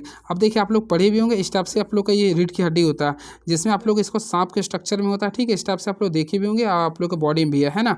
तो देखिए इसमें टोटल याद रखेंगे ना 31 ही होता है। मैं उतना नहीं बता पाऊंगा, देखिए टोटल 31 होता है, क्लियर है। तो 31 होते हैं। चलिए और क्या इसमें वैसा कुछ है नहीं, ठीक है। चलिए और वैसा कुछ नहीं है, नहीं तो मैं बता देता हूँ, ठीक है। चलिए नेक्स्ट क्वेश्चन, मानव नाल किससे प्राप्ति होती है? मानव नाल किससे प्राप्त होती है? तो फ्रेंड्स याद रखिए मानव नाल की जो प्राप्ति होती है कोरिओन से होता है, कोरिओन से होती है। तो 137 का ऑप्शन नंबर बी को क्लिक करेंगे, क्लियर है। वीर्य में फ्रुक्टोज का कार्य क्या होता है? तो अल्टीमेटली फ्रेंड्स आप लोग देखते हैं अगर बॉय है तो आप लोग का वीर्य गिरता होगा। तो वीर्य में क्या होता है ना, फ्रुक्टोज का कार्य होता है। सबसे पहले वीर्य में फ्रुक्टोज का जो कार्य होता है शुक्राणु द्वारा ATP उत्पादन में ऊर्जा स्रोत को प्रदान करता है। तो ये क्या करता है, ऊर्जा स्रोत को प्रदान करता है। तो ऑप्शन नंबर ए को क्लिक करेंगे, क्लियर है। देखिए सबसे पहले याद है फ्रुक्टोज एक रक्त शर्करा तरल पदार्थ है जो शुक्राणु की गतिशीलता के लिए ऊर्जा प्रदान करता है, क्लियर है। अब वीर्य के बारे में आप लोग जानते हो, आपकी बॉडी में जो वीर्य का जो निर्माण होता है वह टेस्टोस्टेरोन से होता है, क्लियर है। तो इस चीज़ को भी आप लोग को ध्यान में रखना पड़ेगा, क्लियर है। और फ्रेंड्स याद होगा आप लोग को इसमें सिट्रिक एसिड पाए जाते हैं। कौन सा एसिड पाए जाते हैं? इस सिट्रिक एसिड पाए जाते हैं, क्लियर है। चलिए प्लीहा के साइनस निम्नलिखित में से किसके भरे होते हैं? तो मैं आप लोग बताना चाहता हूँ प्लीहा में साइनस जो होते हैं ना वह रक्त में भरे होते हैं। किस में भरे होते हैं? रक्त में। तो ऑप्शन नंबर ए को क्लिक कर देंगे। अच्छा क्वेश्चन है ये। चलिए ABO और RH रक्त समूहों के लिए एंटीजन किस पर मौजूद करती है? तो इसके लिए अगर कीजिएगा ना तो यह RBC पे निर्भर करती है। किस पर निर्भर करती है? RBC पे। तो RBC पे करेंगे, क्लियर है। तो चलिए नेक्स्ट क्वेश्चन देखते हैं क्या लिख रही है। नेक्स्ट क्वेश्चन, दिल की धड़कन निम्नलिखित में से किससे शुरू होती है? तो अल्टीमेटली फ्रेंड दिल की धड़कन ना SA नोट से स्टार्ट होती है। किससे होती है? SA नोट से। और SA नोट का फुल फॉर्म होता है सिनोट्रिकल नोड होता है, क्लियर है। चलिए एंड वेरी नेक्स्ट क्वेश्चन, त्वरण ज्ञात करने के लिए कौन सा सूत्र सही है? तो देखिए आप लोग को पता होगा A बराबर क्या होता है? V-U/T होता है, यानी कि rate of change in velocity is called as acceleration. तो A बराबर होता है क्या होता है? V-U/T होता है, यानी कि वेग में परिवर्तन की दर को त्वरण कहते हैं। अब यहाँ पे आप लोग देखिएगा तो वैसा नहीं आता, इसको डिफरेंटेशन के रूप में कर रहे हैं तो डबल टाइम्स करेंगे। तो सबसे पहले D²/x करेंगे और टाइम के लिए क्या करेंगे? DT² करेंगे। तो ऑप्शन नंबर ए को क्लिक कर सकते हैं, क्लियर है। क्योंकि डबल टाइम्स आ रहा नहीं है तो ऑप्शन नंबर ए को क्लिक कर सकते हैं। काफ़ी अच्छा क्वेश्चन है, क्लियर है। अब इसका यूनिट क्या होता है? तो मीटर पर सेकेंड स्क्वायर होता है। वही बात करना चाहते हैं, इसका डायमेंशनल फार्मूला निकालेंगे तो ML-2 कीजिएगा, ठीक है। तो ये सब सारी चीज़ को आप लोग पढ़े होंगे। और ये जो था वेग और समय की ग्राफ की ढाल को बताता है कि कैसे बताएं। तो देखिए एज का क्या होता है? V-U/T। तो यानी वेग और समय के ढाल को बढ़ाता है, ठीक है। बहुत थक गए हैं, देखते हैं। हेनरी कैवेंडिश ने गुरुत्वाकर्षण स्थिरांक निर्धारित करने के लिए अपने प्रयोग में से किस उपकरण का उपयोग किया था? तो देखिए इसका राइट आंसर होगा 1 बार 2 छोटे गोले और 2 बड़े गोले का प्रयोग किया था, ठीक है। आप लोग जानते होंगे हेनरी कैवेंडिश के द्वारा वैल्यू दिया गया था G का वैल्यू। तो अल्टीमेटली आप लोग जानते होंगे, देखिए F का जो वैल्यू F बराबर क्या लिखते हैं? G लिखते हैं यहाँ पे लिखते हैं m1 इंटू m2 बाई क्या लिखते हैं आर स्क्वायर लिखते हैं। यहाँ से अगर हम जी का वैल्यू निकालना चाहते हैं तो जी का फॉर्मूला निकाले तो एफ आर स्क्वायर बाई क्या कीजिएगा m1 इंटू m2 कीजिएगा। क्लियर है। अब ये जी का जो वैल्यू होता है अल्टीमेटली पढ़े होंगे 6.67 इंटू 10⁻⁻11 होता है। अब इसका यूनिट निकालिए तो न्यूटन मीटर स्क्वायर पर केजी स्क्वायर होता है। देखिए न्यूटन मीटर स्क्वायर पर केजी स्क्वायर होता है। और इसका वैल्यू कितना होता है 6.67 इंटू 10⁻⁻11 होता है। इसका वैल्यू हेनरी कैवेंडिश ने निकाला था। तो ऑप्शन नंबर बी को क्लिक कर सकते हैं। क्लियर है। चलिए बस कुछ क्वेश्चन और है देख लेता हूँ क्या ये।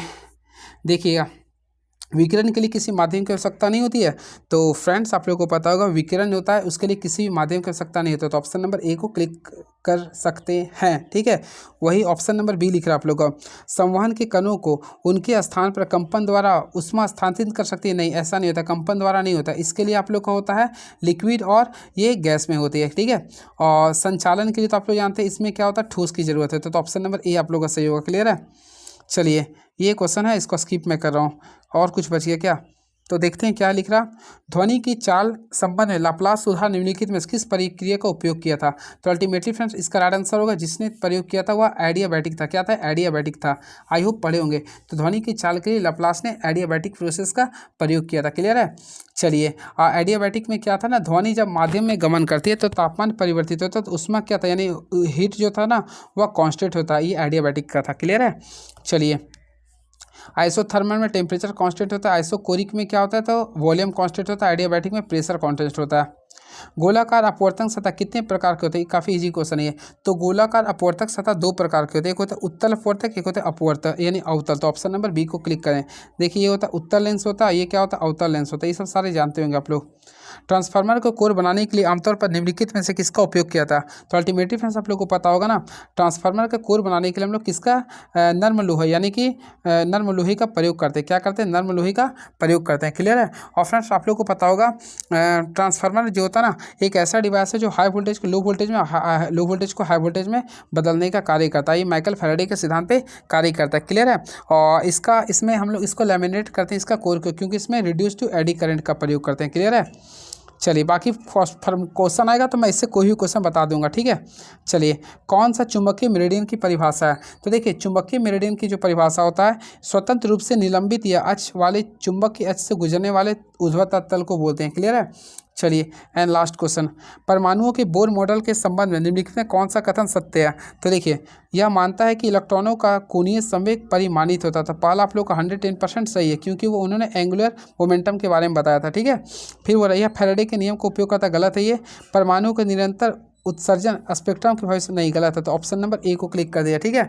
याद रखिएगा परमाणुओं का बोर मॉडल मानता है कि इलेक्ट्रॉनों का कोणीय संवेग परिमाणित होते हैं। ठीक है, जो ऑप्शन नंबर ए है। इसके साथ साथ याद रखिएगा ना इन्होंने इलेक्ट्रॉनों का कुल कोणीय संवेग संरक्षित रहता है भी नियम बताया था। इसके अनुसार फॉर्मूला था एम भी आप बोला था NH/2π। ये सब सारे इसके द्वारा दिया गया था। क्लियर है।